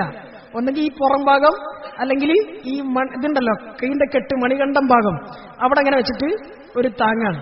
എന്തിനാണ്? സുന്നത്തെടുത്തു എന്ന ഒരു ബോധ്യം വരുത്തൽ. ശൈത്താനിയത്തിന്റെയും സുന്നത്തിന്റെയും ഇടയിൽ കോംപ്രമൈസ് ഉണ്ടോ? നിങ്ങൾ പറയും ഇല്ല. അതുകൊണ്ട് പ്രത്യേകിച്ചൊന്നും കിട്ടാനൊന്നുമില്ല കേട്ടോ. എന്തെങ്കിലും കൂലി കിട്ടണം, സുന്നത്തിനെ പിൻപറ്റണം എന്ന് ആഗ്രഹിക്കുന്ന ഒരാളാണെങ്കിൽ എന്ത് ചെയ്യണം? വലത് കൈ കൊണ്ട് തന്നെ എടുക്കണം. അതിന് കുറച്ച് ചോറ് വറ്റി, കറി വറ്റി. അതുകൊണ്ട് എന്താ പ്രശ്നം? നമുക്ക് ഹോട്ടലിൽ പോയാൽ പ്രയാസമാണ്. ഹോട്ടലിൽ പോയാൽ നമ്മൾ തിന്ന പ്ലേറ്റ് കഴുകാതെ വേറൊരാൾക്ക് വെച്ചു കൊടുക്കും. നിങ്ങൾ പറയും നമ്മൾ കുടിച്ച ഗ്ലാസ് അത് കഴുകാതെ വേറൊരുത്തിന് കഴുകി കൊടുക്കുവോ? നമ്മൾ പൈസ കൊടുത്തിട്ടാണ് തിന്നത്. കുറച്ച് കറിയാലെന്താ, അതിന് കുറച്ച് വറ്റായാലെന്താ? നീ ചോദ്യം ചെയ്തോട്ടെ, അപ്പോൾ പറയാലോ ഞാൻ പൈസ തന്നിട്ടല്ലടാ തിന്നത്. അതുകൊണ്ട് ഞാൻ ഇഷ്ടപ്പെടുന്ന രീതിയിൽ എന്തെയും കുടിക്കുന്നോട് പറഞ്ഞാൽ എന്താ പ്രശ്നം? പക്ഷെ അവിടെയൊക്കെ നമുക്കെന്താണ്, നാടിൻ്റെതായ അല്ലെങ്കിൽ നാട്ടുകാരുടേതായ അവരുടെ തൃപ്തിയും പൊരുത്തവും നാട്ടിന്റെ സമ്പ്രദായവും അതെന്ത് ചെയ്യണം? പരമാവധി സൂക്ഷിക്കണം, ശ്രദ്ധിക്കണം. അതുകൊണ്ട് ഭക്ഷണ രംഗത്ത് അല്ലെങ്കിൽ ഇതുപോലത്തെ കുറെ മേഖലകളിൽ നമുക്ക് സുന്നത്തിനൊരു വിലയില്ല. അവിടെയൊക്കെ നമ്മളെ നിയന്ത്രിക്കുന്നതും നമ്മുടെ കൂടെ കഴിയുന്നതൊക്കെ ആരാണ്? ശൈത്താനാണ്. അല്ലാഹു നമ്മളൊക്കെ കാക്കുമാറാകട്ടെ. റസൂലുള്ളാഹി സ്വല്ലല്ലാഹി അലൈഹി വസല്ലം തങ്ങൾ പറഞ്ഞു, ആരെങ്കിലും ഭക്ഷണം കഴിച്ചാൽ ഭക്ഷണത്തിന്റെ അംശം എന്തെങ്കിലും താഴേക്ക് വീണാൽ അതവൻ എടുക്കട്ടെ, എന്തെങ്കിലും മാലിന്യമുണ്ടെങ്കിൽ അവൻ അതിനെ വൃത്തിയാക്കട്ടെ, എന്നിട്ട് അവനതിനെ തിന്നട്ടെ. വലാ യദഅഹ ലിശൈത്താൻ, ശൈത്താന് വേണ്ടി അവനതൊരിക്കലും മാറ്റിവെക്കരുത് എന്ന് റസൂലുള്ളാഹി സ്വല്ലല്ലാഹി. ഇത്ര ലളിതമായ കാര്യത്തിൽ പോലും ശൈത്താനിയത്തിന്റെ ഷർറിനെ നിങ്ങൾ സൂക്ഷിക്കണം, ശ്രദ്ധിക്കണമെന്ന് പരിശുദ്ധമായ ഇസ്ലാം പഠിപ്പിക്കുകയാണ്, ദീൻ പഠിപ്പിക്കുകയാണ്. അതുകൊണ്ട് ശൈത്താൻ പല രൂപത്തിലും പല കോലത്തിലും വരും. രാവിലെ മുതൽ വരും, രാത്രി ഉറങ്ങുന്നത് വരെ ഉറക്കത്തിലും വരും, നമ്മുടെ ഉണരുന്ന ആ സമയത്തും വരും. ജീവിതത്തിന്റെ എല്ലാ അവസ്ഥകളിലും ശൈത്താന്റെ ഇടപെടലുകൾ ഉണ്ടാവും. ശൈത്താൻ അവന്റെ കൂട്ടാളികൾ എങ്ങനെ അഴിച്ചുവിടുകയാണ്. ഹദീസിൽ കാണാൻ കഴിയും, റസൂലുള്ളാഹി സ്വല്ലല്ലാഹി അലൈഹി വസല്ലം തങ്ങൾ പറയാ, ഇന്ന ഇബ്ലീസ, തീർച്ചയായും ഇബ്ലീസ് യളഉ അർശഹു അൽമാ, ഇബ്ലീസിനൊരു സിംഹാസനമുണ്ട്, ഒരു അർശുണ്ട്. ഇബ്ലീസിന് എന്തുണ്ട്? ഒരു സിംഹാസനമുണ്ട്. എവിടെ അറിയോ? അലൽമാ, സമുദ്രത്തിന്റെ നടുവിലാണ്, വെള്ളത്തിന്റെ മുകളിലാണ് ഇബ്ലീസിന്റെ അർശിരിക്കുന്നത്. എന്നിട്ട് പറയാ സുമ്മ യബ്അതു സറായാഹു, ഇത് ഹദീസാട്ടോ. റസൂലുള്ളാഹി സ്വല്ലല്ലാഹി അലൈഹി വസല്ലം തങ്ങൾ പറയാണ്, ശൈത്താനും അവന്റെ ആളുകളും വട്ടമേശ കൂടും, ചർച്ചകൾ നടക്കും, മീറ്റിങ്ങുകൾ ഉണ്ടാവും. എവിടെ? സമുദ്രത്തിന്റെ നടുഭാഗത്ത്. അവിടെ അവന്റെ സിംഹാസനമുണ്ട്. അവൻ ആ സിംഹാസനത്തിലിരുന്ന് അവന്റെ കൂട്ടാളികളെ ഒരുമിച്ച് കൂട്ടും. എന്നിട്ട് ആ സമയമെത്തുമ്പോ അവൻ ഓരോ വഴിക്ക് അവന്റെ അനുയായികളെ പറഞ്ഞുവിടും. എന്തിനാ പറഞ്ഞുവിടുന്നത്? അവരുടെ കൂട്ടത്തിലേക്ക് ആളെ ചേർക്കാൻ വേണ്ടി, മനുഷ്യനെ വഴികെടുത്താൻ വേണ്ടിയിട്ട്. റസൂലുള്ളാഹി സ്വല്ലല്ലാഹി അലൈഹി വസല്ലം തങ്ങൾ പറയാണ്, വൈകുന്നേരം ആകുമ്പോൾ പണിയൊക്കെ കഴിഞ്ഞ് എല്ലാവരും തിരിച്ചു വരുന്ന സമയത്ത് ഒരു കാർഗുസാരി പറച്ചിലുണ്ട്. കാർഗുസാരി പറച്ചിൽ എന്ന് പറഞ്ഞാൽ പോയ ആ വിവരണം, യാത്രാ വിവരണം എന്നാ പറയാ, മനസ്സിലാ? എന്ന് പറഞ്ഞാൽ പോയിട്ട് എന്ത് ചെയ്തു, എവിടൊക്കെ പോയി, ആരൊക്കെ കണ്ടു, എന്തെല്ലാം പറഞ്ഞു, എന്തെല്ലാം ചെയ്യിപ്പിച്ചു, ഇതൊക്കെ കൂടി വന്നിട്ട് ഒന്ന് അവലോകനം നടത്തും അവരിലെ ഏറ്റവും വലിയ നേതാവായ ഇബ്ലീസിന്റെ സാന്നിധ്യത്തിൽ. നബി സല്ലല്ലാഹു അലൈഹി വസല്ലം പറയാണ്, അന്ന് ആ കൂട്ടത്തിൽ ഏറ്റവും കൂടുതൽ ഫിത്ന ആരാണോ ഉണ്ടാക്കിയത് ഭൂമിയിൽ, അയാളായിരിക്കും അന്നത്തെ ഹീറോ. അയാൾക്കാണ് അന്നത്തെ ഒന്നാം സ്ഥാനം. അന്നത്തെ കയ്യടിയും പ്രോത്സാഹനമൊക്കെ അയാൾക്കാണ്. എന്നിട്ട് റസൂലുള്ളാഹി സ്വല്ലല്ലാഹി അലൈഹി വസല്ലം തങ്ങൾ അതിനുശേഷം ആ ഹദീസിനെ ഇങ്ങനെ വിശദീകരിച്ച് പറയാം. റസൂലുള്ളാഹി സ്വല്ലല്ലാഹി അലൈഹി വസല്ലം തങ്ങൾ പറയാണ്, അന്ന് ആ കൂട്ടത്തിൽ ഏറ്റവും പേരെടുക്കുന്നവൻ ആരാണ്? അന്ന് ഭൂമിയിൽ ഏറ്റവും കൂടുതൽ. അതുകൊണ്ട് ഓരോരുത്തരും അവനവന്റെ പണി കഴിഞ്ഞ് തിരിച്ചെത്തുമ്പോൾ ഓരോരുത്തരും വിളിച്ചിട്ട് ശൈത്താൻ ഓരോരുത്തരോട് ചോദിക്കും, നീ ഇന്നെന്താ ചെയ്തത്, നീ ഇന്നെന്ത് പ്രശ്നം ഉണ്ടാക്കി, നീ ഇന്നെന്ത് ഫിത്ന ഉണ്ടാക്കി എന്ന് ചോദിക്കും. അപ്പൊ ഓരോരുത്തർ വന്ന് പറയും, ഫഅൽതു കദാ വകദ, ഞാൻ ഇന്നത് ചെയ്തു, ഇന്നത് ചെയ്തു. ചിലതൊക്കെ കേൾക്കുമ്പോ ശൈത്താൻ പറയും, പിശാച് ഇബ്ലീസ് പറയും, നേതാവ് പറയും, നിനക്കൊണ്ട് ഇന്ന് ഇതേ പറ്റിയിട്ടുള്ളൂ, ഇതൊന്നും ആയിട്ടില്ല, ഇതൊന്നും ആയിട്ടില്ല എന്ന് പറയും. അങ്ങനെ ഓരോരുത്തരെ മാറ്റി നിർത്തും. അവസാനം എഴുതങ്ങൾ പറയാം, അതിൽ ഏറ്റവും ചെറിയവനായ ഒരാൾ വന്നു, കൂട്ടത്തിലെ ഒരു ചെറിയ ശൈത്താൻ വന്നിട്ട് അയാൾ പറയാണ്, നേതാവാരാ ഇബ്ലീസിനോട് പറയാ, ഞാൻ ഇന്ന് പോയി, ഞാൻ പോയത് നേരെ ഒരു കുടുംബത്തേക്കാണ്, ഒരു ഭാര്യയുടെയും ഭർത്താവിന്റെയും അടുക്കിലേക്ക്. എവിടെയൊക്കെ പോയത്? നല്ലൊരു കുടുംബജീവിതം, നല്ല സ്വസ്ഥമായി സന്തോഷത്തോടുകൂടി നല്ല ഹാപ്പി ലൈഫിലുള്ള നല്ലൊരു കുടുംബജീവിതം നയിക്കുന്ന ഒരു ഭാര്യയുടെയും ഭർത്താവിന്റെ അടുക്കലേക്കാ പോയത്. രാവിലെ പോയി വൈകുന്നേരമായപ്പോക്ക് രണ്ടാളും മാഷാ അല്ലാഹ് എന്തായി തമ്മിൽ പിരിഞ്ഞിട്ടുണ്ട്, തലാഖ് സംഭവിച്ചിട്ടുണ്ട്, തമ്മിൽ പരമാവധി അടിപ്പിച്ചിട്ടുണ്ട്, തിരിയിപ്പിച്ചിട്ടുണ്ട്. അയാളിങ്ങനെ പറയാ. ഇത് കേട്ടിട്ട് നേതാവായ ഇബ്ലീസ് ഇങ്ങനെ ഓരങ്ങനെ ചേർത്ത് പിടിച്ചിട്ട് പറയാ, നിഅമ അൻത, ഇതാണ് ഇന്നത്തെ പുലിക്കുട്ടി, ഇന്ന് ശരിക്ക് പണിയെടുത്തത് ആരാണ്? നീയാണെന്ന് മുഴുവൻ സമ്പാദിച്ചത് എന്ന് ഇവനെ നോക്കിയിട്ട് നേതാവായ ഇബ്ലീസ് പറയുമെന്ന് റസൂലുള്ളാഹി സ്വല്ലല്ലാഹു അലൈഹി വസല്ലം. ഇത് വെറുതെ ഒരു കഥ പറയില്ല. ഇത് ഹദീസിൽ ഇമാം മുസ്ലിം റഹ്മത്തുള്ളാഹി അലൈഹി റിപ്പോർട്ട് ചെയ്യുന്ന ഹദീസിലുണ്ട്. ഓരോ ദിവസവും രാവിലെ പോയി അവര് എടുത്ത പണിയുടെ റിപ്പോർട്ട് നേതാവായ ഇബ്ലീസിന്റെ മുമ്പിൽ സമർപ്പിക്കണം. എന്നിട്ട് അവർ മാർക്കിടുകയാണ്, സ്ഥാനം നിശ്ചയിക്കുകയാണ്, സമ്മാനം കൊടുക്കുകയാണ്. അതിൽ ഏറ്റവും കൂടുതൽ മാർക്ക് കിട്ടുന്ന ആദ്യ സമ്മാനം നേടുന്നത് ആരാണ്? ഒരു ഭാര്യയുടെയും ഭർത്താവിന്റെയും ഇടയിൽ പ്രശ്നങ്ങൾ ഉണ്ടാക്കി അവരെ തമ്മിൽ പിരിയിപ്പിച്ച് തലാഖുണ്ടാക്കുന്ന ഒരു പിശാച്, അവനാണ് അവരുടെ കൂട്ടത്തിൽ ഏറ്റവും മഹത്വമുള്ളവനെന്ന് റസൂലുള്ളാഹി സ്വല്ലല്ലാഹു അലൈഹി വസല്ലം. എന്ന് പറഞ്ഞാൽ കുടുംബജീവിതത്തിൽ കയറി കളിക്കും പിശാച്. ഇന്നതുണ്ടോ ഇല്ല നിങ്ങൾ പറയും. ഇന്ന് നടക്കുന്ന കല്യാണങ്ങളുടെ കൂട്ടത്തിൽ ഒരു 60-70% എന്താണത്? തലാഖിലാണ്. അതിൽ തലാഖ് സംഭവിക്കാതെ പലതും പല കാര്യങ്ങളും കാരണങ്ങളും ഇങ്ങനെ കണ്ടിട്ട് അഡ്ജസ്റ്റ് ചെയ്തു പോണത് കുറെ ഉണ്ട്. മക്കൾ ഓർത്തിട്ട് എങ്ങനെ ഇപ്പൊ തലാഖ് സംഭവിച്ചാൽ ശരിയാവോ മക്കളാലോചിച്ചിട്ട്. കുടുംബജീവിതം ഒരു 90% ആകെ തകരാറിലാണ്. പുറമേക്ക് നല്ല രസമുണ്ടാവും അല്ലെ? പുറമെ ബൈക്കുമ്പോ പോകുമ്പോഴും കാറുമ്പോ പോകുമ്പോഴും ടൂറിനൊക്കെ പോകുമ്പോ ഒരിങ്ങനെ ഒരുമിച്ച് സെൽഫി ഒക്കെ എടുക്കും, ഫോട്ടോ ഒക്കെ എടുക്കും, തോളിലൊക്കെ കൈയിട്ട് ചാഞ്ഞും ചെരിഞ്ഞൊക്കെ ഇങ്ങനെ നടക്കും. എന്തിനാ? നാട്ടുകാരെ ബോധിപ്പിക്കണ്ടേ? ഞാനും എന്റെ പെണ്ണും ഞാൻ എന്റെ കുടുംബവും ഞങ്ങളോളം വലുതൊന്നുമില്ലാതെ നാട്ടുകാരെ ബോധിപ്പിക്കാൻ വേണ്ടി അവർ പരസ്പരം അങ്ങോട്ടും ഇങ്ങോട്ടൊക്കെ പലതും കാട്ടും കാണിച്ചൊക്കെ നടക്കും. പക്ഷേ ആ മണിയറക്കുള്ളില് അവര് തമ്മിൽ നടക്കുന്ന അസ്വസ്ഥതകള്, പുകച്ചിലുകള് അത് പുറത്തേക്ക് അറിയാത്തോണ്ടാണ്, അത് പുറത്തേക്ക് ചാടാത്തോണ്ടാണ്. ഒരു 90% കുടുംബജീവിതത്തിന്റെ അവസ്ഥകൾ ഇന്ന് അങ്ങനെയാണ്. ആരാ പണിയെടുക്കുന്നത്? ശൈത്താൻ. എന്തുകൊണ്ട് പണിയെടുത്തു? നമ്മൾ വാതില് തുറന്നെടുത്തു. നമ്മൾ അന്ന് പറഞ്ഞ ഹദീസ് ഓർമ്മ ഉണ്ടെങ്കിൽ വാതിലടച്ചിട്ടാൽ കുറ്റിയിട്ടാൽ പിന്നെ അവിടേക്ക് ആ ശൈത്താൻ തള്ളി തുറന്ന് വരൂല. തുറന്നിട്ട വാതിലിലേക്കാണ് അവൻ വരിക. നമ്മൾ നമ്മുടെ കുടുംബജീവിതത്തിന്റെ അല്ലെങ്കിൽ നമ്മുടെ രഹസ്യ ജീവിതത്തിന്റെ മണിയറയിലേക്ക് ആദ്യമേ വാതിൽ തുറന്നു കൊടുത്ത് നമ്മൾ കയറുന്നതിന് മുമ്പേ ഓൾറെഡി അയാൾക്ക് അവിടെ കിടപ്പുറ ഒരുക്കി. പിന്നെ പണിയെടുക്കാതിരിക്കോ? പിന്നെ കുടുംബജീവിതം തകരാതിരിക്കോ? ഒന്നന്നെ ഇബ്ലീസ് എന്ന് പറയുന്നത് അവരുടെ നേതാവിന്റെ പേരാണ്. ശൈത്താൻ പൊതുവായി പറയുന്നതാണ്. ഇബ്ലീസ് എന്നത് ആ വ്യക്തമായി സൂചിപ്പിക്കപ്പെട്ട ആദം നബി അലൈഹി ഇസ്ലാമിന് സുജൂദ് ചെയ്യാത്ത ആളുണ്ടല്ലോ, അയാളുടെ മാത്രം പേരാണ്. പിന്നെ ശൈത്താൻ എന്നത് പൊതുവായി ശൈത്താനിയത്തിന്റെ പണിയെടുക്കണം എല്ലാവർക്കും പറയാം. അതിന് ഇൻസുണ്ട് ജിന്നുണ്ട്. അതാണ് നമ്മൾ മിനൽ ജിന്നത്തി വന്നാസ് എന്ന് പറഞ്ഞത്. മനുഷ്യരിലും ജിന്നുകളിലും പെട്ടവർ എന്ന് പറയും. അപ്പൊ നേതാവ് ആരാണ്? ഇബ്ലീസാണ്. ബാക്കി അനുയായികൾക്ക് മൊത്തത്തിൽ പറയുന്ന പേരാണെന്ത്? ശൈത്താൻ അല്ലെങ്കിൽ ശയാത്തീന്. എന്താ പറഞ്ഞു തന്നത്? കുടുംബജീവിതത്തിലാണ് ഏറ്റവും കൂടുതൽ പിശാച് കയറി കളിക്കുക. അത് തകർക്കാനാണ് അവൻ നോക്കുക. അത് തകർത്താ പിന്നെ ആ പരമ്പര തന്നെ പോയില്ലേ. അവർക്ക് പിന്നെ ദീനുണ്ടായിട്ട് എന്ത് കാര്യം? കുടുംബജീവിതം തകർന്നാൽ നമ്മുടെ ജീവിതത്തിന്റെ മുഴുവൻ ആ കൺട്രോൾ പോവും, സ്വസ്ഥത പോവും, സന്തോഷം പോവും, സമാധാനം പോവും. പിന്നെ അവിടെ നിന്ന് അങ്ങോട്ടാണ് വ്യഭിചാരത്തിന്റെ, അധാർമികതയുടെ, അസാംസ്കാരികതയുടെ മുഴുവൻ വഴികളിലേക്കും മനുഷ്യൻ എത്തിപ്പെടുക. അതുകൊണ്ട് ശൈത്താൻ നന്നായി പണിയെടുക്കും. നല്ലോണം ശ്രദ്ധിക്കൂല ഇൻഷാ അല്ലാഹ്. നമ്മുടെ കുടുംബജീവിതത്തിലേക്ക് എപ്പോഴും നമ്മൾ ഒരു മറയിടണം, ഒരു അതിരിടണം. നമ്മൾ അടച്ചിട്ട വാതിൽ ഒരാൾക്കും തുറന്നു കൊടുക്കരുത്. ശൈത്താനിയത്ത് അതിലെ തുറന്നു വെച്ചാൽ ഉടനെ കയറി വരും. അഥവാ നമ്മൾ തുറന്നു വെച്ചാൽ ഇപ്പൊ കയറ്റി കിടത്തിയിട്ടുണ്ടെങ്കിൽ അവനെ പുറത്ത് ചാടിക്കണം. ഇനി അങ്ങോട്ടുള്ള കാര്യം നമ്മൾ നന്നായി ശ്രദ്ധിക്കണം. അതുകൊണ്ട് കുടുംബജീവിതം തകർക്കാൻ ശൈത്താൻ നന്നായി പണിയെടുക്കും. അതിലൂടെ നമ്മുടെ ജീവിതത്തിന്റെ മുഴുവൻ താളം തെറ്റും.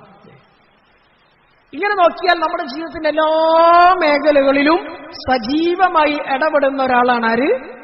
ശൈത്താൻ. അവൻ ആരാണ്, എങ്ങനെയാണ്, ഇത് കോലത്തിലാണെന്നൊന്നും പറയാൻ പറ്റൂല. മനുഷ്യന്റെ കോലത്തിലും വരും, മനുഷ്യനല്ലാത്തവരുടെ കോലത്തിലും വരും, രൂപല്ലാതെയും വരും. നമുക്ക് കാണുന്ന കോലത്തിലും വരും, കാണാത്ത കോലത്തിലും വരും. ഈ ഒരു പിശാചാണെന്ന് ചിലപ്പോൾ നമ്മൾ ചില ആളുകളെ നോക്കി നേർക്കുനേരെ പറയുന്നില്ലേ? എന്തുകൊണ്ടാണ്? അവൻ ശൈത്താനിയത്തിന്റെ പണിയെടുത്തോണ്ടാണ്. അപ്പൊ ചില ശൈത്താന്മാരെ നമുക്ക് നേരിട്ട് കാണാം, ചിലരെന്താവില്ല നേരിട്ട് കാണൂല. മൊത്തത്തിൽ മനസ്സിലാക്കുന്നത് നമ്മളെ ജീവിതം കുളം തോണ്ടാൻ ഒരാൾ എപ്പോഴും പണിയെടുക്കുന്നുണ്ട്. ഇനി നമ്മൾ മനസ്സിലാക്കി വെക്കേണ്ട മറ്റൊരു യാഥാർത്ഥ്യം എന്താണെന്ന് വെച്ചാൽ, ഇപ്പൊ നല്ല രസമാണ് അയാളെ കൂടെ പോകാൻ, അല്ലെങ്കിൽ അയാൾ വിളിച്ചെടുത്തേക്ക് പോകാനും അയാൾ പറഞ്ഞതനുസരിച്ച് ജീവിക്കാനൊക്കെ ഇപ്പൊ നല്ല രസമുണ്ടാവും, ചൊറുക്കുണ്ടാവും. കാരണം അതിന്റെ കൂടെയാണ് മഹാഭൂരിപക്ഷവും. ആണോ അല്ലേ? ലോകത്തിന്റെ പോക്കും ലോകത്തിന്റെ താളവും ലോകരുടെ മനസ്സും ഒരു മഹാഭൂരിപക്ഷവും ഈ ശൈത്താന്യത്തിന്റെ കൂടെയാണ്. ശൈത്താന്യത്തിനെ വളർത്തിക്കൊണ്ടിരിക്കുകയാണ്. അതുകൊണ്ട് ഇപ്പൊ നമുക്ക് എന്തുകൊണ്ടും സേഫ് സോണ് ശൈത്താന്യത്തിന്റെ ഭാഗമായിട്ട് തോന്നും അല്ലേ? ദീനനുസരിച്ച് ശൈത്താനിന്റെ എതിര് നിന്ന് ജീവിക്കാൻ നല്ല ത്യാഗം ഉണ്ടാവും ഇന്നത്തെ കാലത്ത്. അതുകൊണ്ട് ഏറ്റവും എളുപ്പത്തിൽ ഒരു സാധാരണഗതിയിലുള്ള ഒരു മുസ്ലിം മിക്കവാറും സ്വാഭാവികമായിട്ട് അവൻ എന്താ ചിന്തിക്കുക? നേരെ അപ്പുറം ചാടാം. എപ്പുറം ചാടാം? ശൈത്താന്യത്തിന്റെ ഭാഗത്തേക്ക് ചാടിയാൽ പിന്നെ കാര്യങ്ങൾ എളുപ്പമാണ്. പിന്നെ ആരും നോക്കണ്ട, സുഖം സന്തോഷം റാഹത്തായിട്ട് ജീവിക്കാം. എല്ലാ കാലത്തും ഉണ്ടാകുന്ന ഒരിക്കലും കരുതരുത്. ഇതൊക്കെ തീരും. ഈ ദുനിയാവിന്റെ പച്ചപ്പും വളവളപ്പും രസങ്ങളും അടിച്ചുപൊളികളും ഫാഷനുകളൊക്കെ ശൈത്താനിയത്തിന്റെ ഭാഗത്ത് നിന്നാണെന്ന് നമുക്ക് ഉറപ്പുണ്ടായിട്ടും അതിനെ കൂട്ടുപിടിക്കുന്നവർ, അതിന്റെ പിന്നാലെ പോകുന്നവർ കരുതിയിരുന്നോണം, ഇതൊക്കെ തീരുന്നൊരു ദിവസം വരും. ഈ കണ്ണടയുന്നതോടുകൂടി പിന്നെ നമ്മൾ തമ്മിലുള്ള ബന്ധങ്ങളൊക്കെ തീർന്നു. നാളെ ആഖിറത്തിൽ പടച്ചവന്റെ മുമ്പിൽ ഒരു ഭാഗത്ത് നമ്മളെ നിർത്തും, മറുഭാഗത്ത് ശൈത്താനി നിർത്തും. രണ്ടുപേർക്കിടയിൽ വിചാരണ നടക്കും. ഒരുപോലെ വിചാരണ നടത്തും അല്ലാഹു. എന്നിട്ട് തീരുമാനമെടുക്കും രണ്ട് വിഭാഗവും നരകത്തിലേക്ക്. ആ സമയത്ത് ഖേദം കൊണ്ട് ദുഃഖം കൊണ്ട് ശൈത്താന്റെ മുഖത്ത് നോക്കിയിട്ട് നമ്മൾ വിലപിക്കും. അവനോട് പറയും, നീ എന്തിനാണ് എന്നെ വഴികെടുത്തിയത്? നീ എന്തിനാണ് അന്ന് എന്നോട് ഇങ്ങനെ പറഞ്ഞത്, ഇങ്ങനെ ചെയ്യാൻ കൽപ്പിച്ചത്? നീ അത് പറഞ്ഞോണ്ടല്ലേ, അല്ലെങ്കിൽ നീ അങ്ങനെ കൽപ്പിച്ചോണ്ടല്ലേ ഞാൻ നിന്റെ കൂടെ വന്നത്? ഞാൻ അങ്ങനെ ആയത് ഇങ്ങനെ ആയതെന്നൊക്കെ മനുഷ്യൻ പറയും. അന്ന് ശൈത്താൻ പറയുന്ന ഒരു മറുപടി സൂറത്ത് ഇബ്രാഹിമിൽ പരിശുദ്ധ ഖുർആനിൽ അല്ലാഹു പറയുന്നുണ്ട്.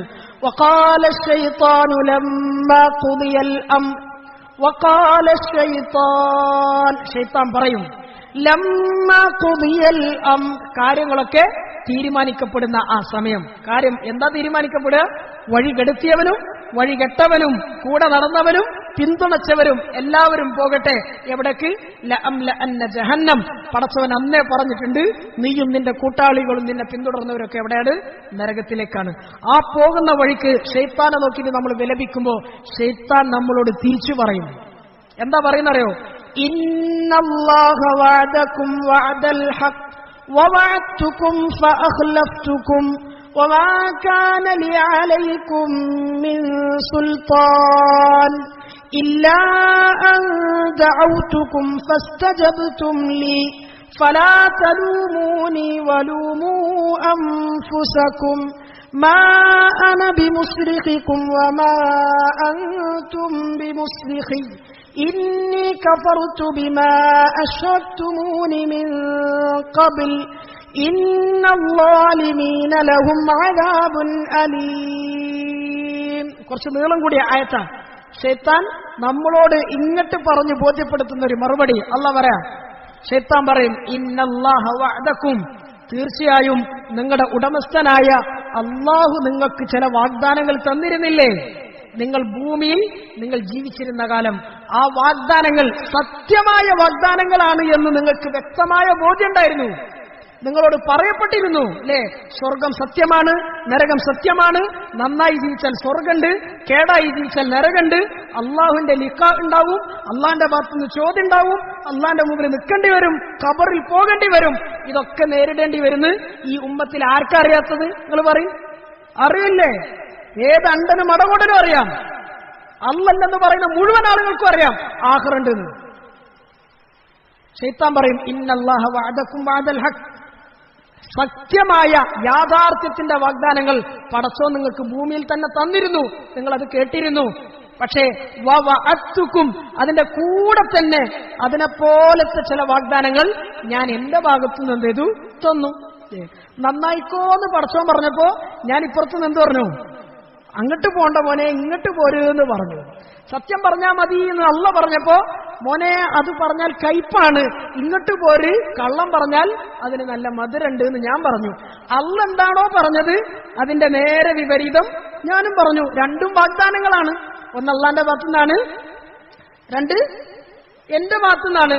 പക്ഷേ അഖ്ലഫ്തുക്കും, എന്റെ ഒരു സ്വഭാവമാണെന്ത്, അഖ്ലഫ്തുക്കും, ഞാൻ എന്ത് ചെയ്തു, വാഗ്ദാനം ലംഘിച്ചു. കരാർ ലംഘിക്കുക, വാഗ്ദാനം ലംഘിക്കുക, ധിക്കാരം കാണിക്കുക, നെറികേട് കാണിക്കുക, തമ്മാടിത്തരം കാണിക്കുക എന്നുള്ളതൊക്കെ ആരുടെ സ്വഭാവമാണ്? എന്റെ സ്വഭാവമാണ്. അതുകൊണ്ട് ഞാൻ നിങ്ങൾ ഇന്നത് ചെയ്താൽ നിങ്ങൾക്ക് ഇന്നത് കിട്ടും എന്നൊക്കെ ദുനിയാവിൽ കുറെ പറഞ്ഞിരുന്നു. പക്ഷെ അതൊന്നും ഞാൻ എന്ത് ചെയ്തിട്ടില്ല, നിങ്ങൾക്ക് പൂർത്തിയാക്കി തന്നിട്ടൊന്നുമില്ല. നിങ്ങളോട് പറഞ്ഞ പോലെ ആ വാഗ്ദാനങ്ങൾ പൂർത്തീകരിച്ചാൽ എന്നെ കൊണ്ട് സാധിച്ചിട്ടില്ല. ഒക്കെ ശരിയാണ്.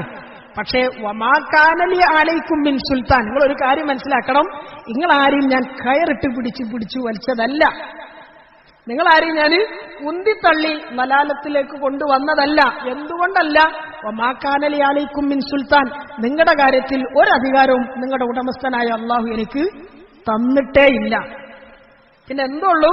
ഇല്ല അന്ത ഔത്തുക്കും, ഞാൻ ഇപ്പുറത്ത് നിന്നിങ്ങനെ കൈകൊട്ടി ഇക്കരപ്പച്ച കാണിച്ചു വിളിച്ചിട്ടേ ഉള്ളൂ, ക്ഷണിച്ചിട്ടേ ഉള്ളൂ, പറഞ്ഞിട്ടേ ഉള്ളൂ, തോന്നിപ്പിച്ചിട്ടേ ഉള്ളൂ, സ്വപ്നം കാണിപ്പിച്ചിട്ടേ ഉള്ളൂ. ഫസ്തജബ്തും ലി, അതേസമയം അപ്പുറത്ത് നിങ്ങളുടെ ഉടമസ്ഥനായ അള്ളാഹു വിളിച്ചല്ലോ. ഞാൻ പറഞ്ഞതിന്റെ നേരെ വിപരീതം അപ്പുറത്തുണ്ടല്ലോ.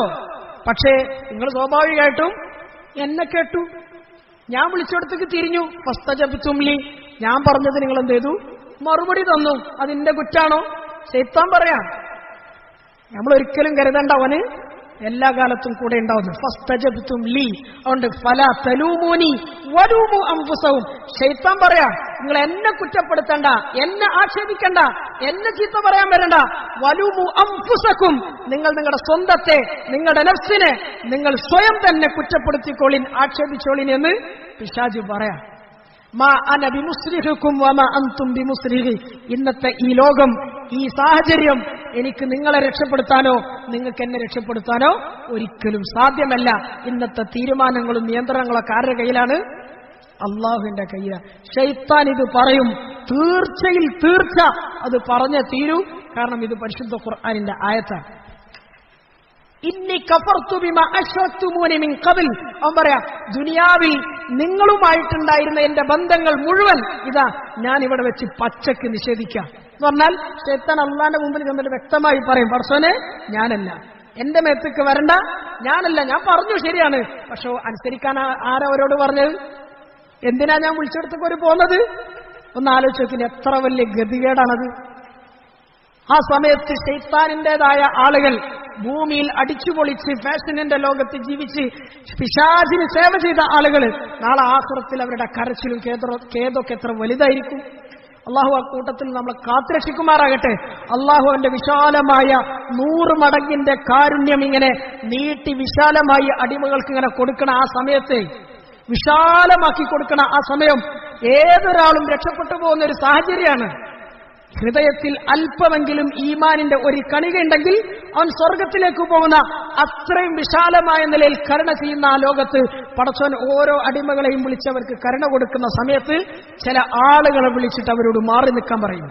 സൂറത്ത് യാസീനിൽ നമ്മൾ പരിചയിച്ചിട്ടല്ല, അല്ലെങ്കിൽ നമുക്കൊക്കെ മനപ്പാടുള്ള ആയത്ത്, വംതാസുൽ യൗമ അയ്യുഹൽ മുജ്രിമൂൻ, ചില ആളുകളെ, ഒരു വിഭാഗം ആളുകളെ അവരെ പേര് വിളിച്ചിട്ടുള്ള പറ, അയ്യുഹൽ മുജ്രിമൂൻ, അല്ലയോ കുറ്റവാളികളെ, നെറികേട് കാണിച്ചവരെ, നിങ്ങൾ മാറി നിൽക്കും.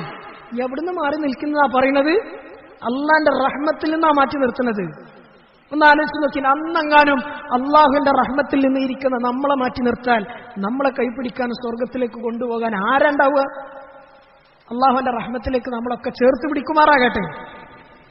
അള്ള പറയും, അയ്യുഹൽ മുജ്രിമൂൻ, അല്ലേ കുറ്റവാളികളെ, നിങ്ങൾ മാറി നിൽക്കിൻ, നിങ്ങൾക്കിന്ന് ഒരു പരിഗണനയില്ല, നിങ്ങളെ കാര്യം ഇന്ന് പരിഗണിക്കുകയില്ല. എന്തുകൊണ്ട്? അള്ള ചോദിക്ക, അലം അഹദ് ഇലൈക്കും യാ ബനി ആദം അല്ലാ തഅബുദു ശൈത്താൻ ഇന്നഹു ലക്കും അദുവ്വും മുബീൻ. അലം അഹദ് ഇലൈക്കും, ഞാൻ കുറെ മുമ്പേ നിങ്ങളോട് ചില കാര്യങ്ങൾ പറഞ്ഞിരുന്നു, ഞാൻ നിങ്ങൾക്ക് വ്യക്തമായി ബോധ്യപ്പെടുത്തി തന്നതാ. എന്ത്? അല്ലാ തഅബുദു ശൈത്താൻ, നിങ്ങളൊരിക്കലും പിശാചിന്റെ, ശൈത്താനിന്റെ ആളുകളായി ജീവിക്കരുതേ എന്ന് ഞാൻ നിങ്ങളോട് പറഞ്ഞിട്ടില്ലേ? പറഞ്ഞിട്ടുണ്ടോ? ഇല്ലേ? ഉണ്ട്. ഇല്ലെങ്കിൽ ഇപ്പൊ നമ്മൾ ആ വാക്കിന് സാക്ഷികളാണ്. നാളെ പടച്ചവന്റെ മുമ്പിൽ ഞങ്ങൾ കേട്ടിട്ടില്ല, അറിഞ്ഞിട്ടില്ല, പറഞ്ഞിട്ടില്ല എന്ന് പറയാൻ ഈ ഇരിക്കുന്ന നമുക്കെന്തായാലും ഒരു ഒഴിവ് കഴിവുമില്ല. അല്ലാഹ് പറയാ ഇന്നഹു ലക്കും അദുവ്വും മുബീൻ, അവൻ വ്യക്തമായ ശത്രുവാണ്. അല്ലാഹ് എന്താ പറഞ്ഞത്? വഅനിഅബ്ദൂനി ഹാദാ സിറാത്തും മുസ്തഖീം, നിങ്ങൾ ഞാൻ വിളിച്ചെടുത്തേക്ക് വരിൻ, എന്നെ ആരാധിക്കിൻ, ഇതാണ് നിങ്ങൾക്ക് സ്വർഗത്തിലേക്ക് എത്താനുള്ള മുസ്തഖീമായ വഴി. വലഖദ് അവല്ല മിൻകും ജിബില്ലൻ കസീറ അഫലം തകൂനൂ താഖിലൂൻ. അല്ലാഹു പറയാ വലഖദ് അവല്ല മിൻകും ജിബില്ലൻ കസീറ, നിങ്ങളുടെ മുമ്പ് ജീവിച്ചു പോയ കുറെ സമുദായങ്ങൾ, കുറെ വിഭാഗങ്ങൾ, കുറെ ജനങ്ങൾ, അവരെയൊക്കെ ശൈത്താൻ വഴികേടിലാക്കുകയും അതുമൂലം അവരൊക്കെ നാശത്തിലേക്ക് പോവുകയും ചെയ്ത ചരിത്രം, കഥകൾ, സംഭവങ്ങൾ നിങ്ങൾ കേട്ടിട്ടില്ലേ, അറിഞ്ഞിട്ടില്ലേ എന്ന് അല്ലാഹു പറയാം. അറിഞ്ഞിക്കണോ ഇല്ലേ? അറിഞ്ഞിട്ടില്ലെങ്കിൽ ഈ ഖുർആൻ ഓതിയാ മതി, ഈ ഖുർആൻ പഠിച്ചാൽ മതി. എല്ലാം അല്ലാഹു പറഞ്ഞിട്ടുണ്ട്. സ്വർഗമുണ്ട്, നരകമുണ്ട്, സ്വർഗത്തിന്റെ അഖിലുകാരുണ്ട്, നരകത്തിന്റെ അഖിലുകാരുണ്ട്. അത് അനുഭവങ്ങളുടെ വെളിച്ചത്തിൽ ചരിത്രത്തിന്റെ പിൻബലം വെച്ചിട്ട് ഓരോ സമുദായത്തെയും അല്ലാഹു പറഞ്ഞിട്ടുണ്ട്. അവരിൽ വിജയിച്ചവരാരാണ്, അവരിൽ തോറ്റുപോയവർ ആരാണ്. വലഖദ് അദല്ല, കുറെ ആളുകളെ അവൻ വഴികേടിലാക്കിയിട്ടുണ്ട്. അഫലം തകൂനു തഅഖിലൂൻ, എന്താ നിങ്ങൾക്ക് ചിന്തിച്ച് മനസ്സിലാക്കാനും കാര്യം വ്യക്തമായി ബോധ്യപ്പെടാനുള്ള ബുദ്ധിയില്ലേ, ചിന്തയില്ലേ, ചിന്തിക്കാനുള്ള പക്വതയില്ലേ എന്ന് അല്ലാഹു ചോദിക്കാം. അല്ലാഹു നമുക്കൊക്കെ പക്വത നൽകുമാറാകട്ടെ. ഇതൊരു യാഥാർത്ഥ്യമാണ്, നാളെ ആഖിറത്തിൽ തീർച്ചയായും സംഭവിക്കും. ശൈത്താന്റെ അഖിലുകാരാണോ അവർ ഖേദിക്കേണ്ടി വരും. അതുകൊണ്ട് ഒരിക്കലും അവന് പിടികൊടുക്കരുത്. അവരിൽ നിന്ന് രക്ഷ നേടാൻ വേണ്ടിയിട്ടാണ് അല്ലാഹു ഈ സൂറത്തിനെ പ്രത്യേകം ഇറക്കിയത്. ഈ സൂറത്തിൽ 6 ആയത്തോളം ശൈത്താന്റെ കെടുതിയിൽ നിന്ന് രക്ഷ നേടാൻ വേണ്ടിയിട്ടാണ്. അതുകൊണ്ട് ഈ സൂറത്ത് രാവിലെകളിൽ, വൈകുന്നേരങ്ങളിലൊക്കെ നമ്മൾ ജീവിതത്തിന്റെ പതിവാക്കണം. അതുപോലെ ഖുർആനിന്റെ തിലാവത്ത്, അള്ളാഹുവിന്റെ ദിക്ർ സദാസമയം നമ്മുടെ ജീവിതത്തിന്റെ ഭാഗമാകണം. അങ്ങനെയൊക്കെ ഉണ്ടെങ്കിൽ സ്വാഭാവികമായിട്ട് ശൈത്താനിയത്തിന്റെ ഷെറ് നമ്മളിൽ നിന്ന് ഒഴിഞ്ഞങ്ങ് പോകും. വഖുർ റബ്ബി അഊദു ബിക മിൻ ഹമസാത്തിശ് ശയാത്തീൻ, അല്ലാഹുവിന്റെ കൽപ്പനയാണ്. ശൈത്താനിന്റെ കുതന്ത്രങ്ങളിൽ നിന്ന് പടച്ചോനെ എന്നെ നീ രക്ഷപ്പെടുത്തണേ എന്ന് നീ ദുആ ചെയ്യ്, നീ പറയും. വഇമ്മാ യൻസഅന്നക മിനശ് ശൈത്താനി നസ്ഉൻ ഫസ്തഇദ് ബില്ലാഹ്, അഥവാ നിനക്കെപ്പോഴെങ്കിലും ശൈത്താന്റെ ഭാഗത്ത് നിന്ന് വല്ല തള്ളലും വന്നാൽ, പറഞ്ഞാൽ എന്തെങ്കിലും പ്രേരണകൾ ഉണ്ടായാൽ ഫസ്തഇദ് ബില്ലാഹ്, നീ ആരിലേക്ക് തിരിയണം? അല്ലാഹുവിലേക്ക് തിരിയണം. ആ അല്ലാഹുവിനോട് കാവലിനെ തേടണമെന്ന് പരിശുദ്ധ ഖുർആനിൽ അല്ലാഹു പറയാം. വഇദാ ഖറഅതൽ ഖുർആന ഫസ്തഇദ് ബില്ലാഹ്, നീ ഖുർആൻ ഓതുമ്പോ എന്ന് പറഞ്ഞാൽ ഏറ്റവും വലിയ പുണ്യാണ്, നന്മയാണെന്ത്? ഖുർആൻ ഓതുക. ആ സമയത്ത് പോലും ശൈത്താനിൽ നിന്ന് നീ കാവലിനെ തേടണമെന്ന് പരിശുദ്ധ ഖുർആനിലൂടെ അല്ലാഹു പറയാം. അതുകൊണ്ട് ഈ ഇസ്തിആദത്ത്, ശൈത്താനിൽ നിന്നുള്ള കാവലിനെ തേടൽ നമ്മുടെ ജീവിതത്തിന്റെ ഭാഗമാക്കണം. അക്കുല ഇൻഷാ അല്ലാഹ് ഖുർആന്റെ തിലാവത്ത് ഉണ്ടാകണം, രാവിലെയും വൈകുന്നേരമുള്ള ദിക്റുകൾ ഉണ്ടാകണം. പ്രത്യേകിച്ച് സൂറത്തുൽ ഇഖ്ലാസ്, സൂറത്തുൽ ഫലഖ്, സൂറത്തുൻ നാസ് 3 പ്രാവശ്യം വീതം ഓതണം. അതുമല്ലാത്ത പ്രത്യേകമായ ചില ദിക്റുകളുണ്ട്. അല്ലാഹുമ്മ ഫാത്തിറസ് സമാവാതി വൽ അർദ് ആലിമൽ ഗൈബി വശഹാദ റബ്ബ കുല്ലി ഷൈഇൻ വമലീക, ഇങ്ങനെ തുടങ്ങുന്ന ശൈത്താനിൽ നിന്ന് പ്രത്യേകമായി കാവലിനെ തേടുന്ന ചില ദിക്റുകൾ, ദുആകളുണ്ട്. അതൊക്കെ ഹിസ്നുൽ മുസ്ലിം തെരഞ്ഞെടുക്കപ്പെട്ട ദുആകൾ എന്ന് പറഞ്ഞ് നമ്മൾ അന്ന് വാങ്ങിയ കിതാബുണ്ടല്ലോ, അതിലുണ്ടാവും. അതൊക്കെ നമ്മൾ ജീവിതത്തിന്റെ ഭാഗമാക്കണം. തയ്യാറല്ല ഇൻഷാ അല്ലാഹ്. അതുപോലെ നഫ്സിനൊരിക്കലും നമ്മൾ ശൈത്താനിലേക്ക് വിട്ടുകൊടുക്കൂല എന്നുള്ള നിർബന്ധ ബുദ്ധി ഈ ഇരിക്കുന്ന നമുക്കൊക്കെ ഉണ്ടാകണം. നഫ്സിന്റെ പിടുത്തം ഈ ഇരിക്കുന്ന നമ്മുടെ കയ്യിൽ തന്നെയാണ് അള്ളാഹു ഏൽപ്പിച്ചിരിക്കുന്നത്. അത് വിട്ടുകൊടുക്കണോ വേണ്ട എന്നുള്ള തീരുമാനം ആരുടെ കയ്യിലാണ്? നമ്മളെ കയ്യിലാണ്. നഫ്സ് എന്ന് പറയുന്നത് അത്ഭുതകരമായ ഒരു സൃഷ്ടിപ്പാണ്. വനഫ്സിൻ വമാ സവ്വാഹാ, ഖുർആനിൽ അള്ളാഹു സൂറത്ത് ഷംസില് കുറെ കാര്യങ്ങൾ സത്യം ചെയ്തുകൊണ്ട് പറഞ്ഞു. വശംസി വദുഹാഹാ, സൂര്യൻ അതിന്റെ പ്രഭ, വൽ ഖമരി ഇദാ തലാഹാ, ചന്ദ്രനെ സംബന്ധിച്ച് പറഞ്ഞു. വന്നഹാരി ഇദാ ജല്ലാഹാ, പകലിനെ കുറിച്ച് പറഞ്ഞു. വല്ലൈലി ഇദാ യഗ്ശാഹാ, രാത്രിയെ കുറിച്ച് പറഞ്ഞു. വസ്സമാഇ വമാ ബനാഹാ, ആകാശത്തെക്കുറിച്ചും അതിന്റെ സൃഷ്ടിപ്പിനെ കുറിച്ചും പറഞ്ഞു. വൽ അർളി വമാ തഹാഹാ, ഭൂമിയെക്കുറിച്ച് അതിനെ വിധാനിച്ച ആ ശക്തിയെ സംബന്ധിച്ച് അതിലെ അത്ഭുതങ്ങളെ കുറിച്ച് പറഞ്ഞു. ഇങ്ങനെ കുറേ കാര്യങ്ങളെ അള്ളാഹു ഇങ്ങനെ വ്യക്തമായി എടുത്തു പറഞ്ഞിട്ട് അതിനെ തൊട്ടൊക്കെ സത്യം ചെയ്തു പറഞ്ഞിട്ട് അവസാനം പറഞ്ഞൊരു വാക്കെന്താണ്? വനഫ്സിൻ വമാ സവ്വാഹാ. ഭൂമിയിലെ ആകാശത്തിലെ അത്ഭുതകരമായ പടച്ചവന്റെ മുഴുവൻ സൃഷ്ടിപ്പുകളെയും പിടിച്ചിട്ട് അല്ലാഹു സത്യം ചെയ്തു പറഞ്ഞ കൂട്ടത്തിൽ അവസാനം സത്യം ചെയ്യാൻ മറ്റൊരു വാക്കും കൂടി അല്ലാഹു പ്രയോഗിച്ചു. ഏത്? വനഫ്സിൻ. സൂര്യനെ പറഞ്ഞു, ചന്ദ്രനെ പറഞ്ഞു, പകലിനെ പറഞ്ഞു, രാത്രിയെ പറഞ്ഞു, ആകാശത്തെ പറഞ്ഞു, ഭൂമിയെ പറഞ്ഞു. ഒക്കെ അള്ളാഹുവിന്റെ വലിയ വലിയ അത്ഭുതകരമായ സൃഷ്ടിപ്പാണ്. കൂട്ടത്തിൽ ഒന്നുകൂടി പറഞ്ഞു. എന്താണ്? വനഫ്സിൻ. നഫ്സ് തന്നെയാണ് സത്യം. ഏതുപോലെ? ആകാശം തന്നെയാണ് സത്യം എന്ന് പറഞ്ഞതുപോലെ, ഭൂമി തന്നെയാണ് സത്യം എന്ന് പറഞ്ഞതുപോലെ അല്ലാഹ് പറയാ നഫ്സും തന്നെയാണ് സത്യം. വമാ സവ്വാഹ. ആ നഫ്സിനെ സംവിധാനിച്ച, അതിനെ ഘടനപ്പെടുത്തിയ പടച്ചവന്റെ ആ വലിയ ഖുദ്റത്തുണ്ടല്ലോ, ശക്തി, അത് തന്നെയാണ് സത്യം എന്ന് പറഞ്ഞാൽ നഫ്സ് ഒരു വലിയ സംഭവമാണ്. മനുഷ്യന് പിടുത്തം കിട്ടാത്ത ഒരു സംഭവം, അത്ഭുതകരമായ ഒരു സൃഷ്ടിപ്പ്.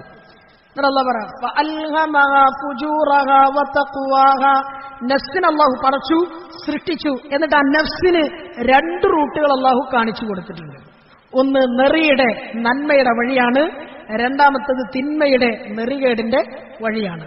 തഖ്വാഹ ഫുജൂറഹ. അല്ലേ? ഒന്ന് ഫുജൂറിന്റെ എന്ന് പറഞ്ഞാൽ തമ്മാടിത്തരത്തിന്റെ, തിന്മയുടെ നരകത്തിലേക്കുള്ള വഴിയാണ്.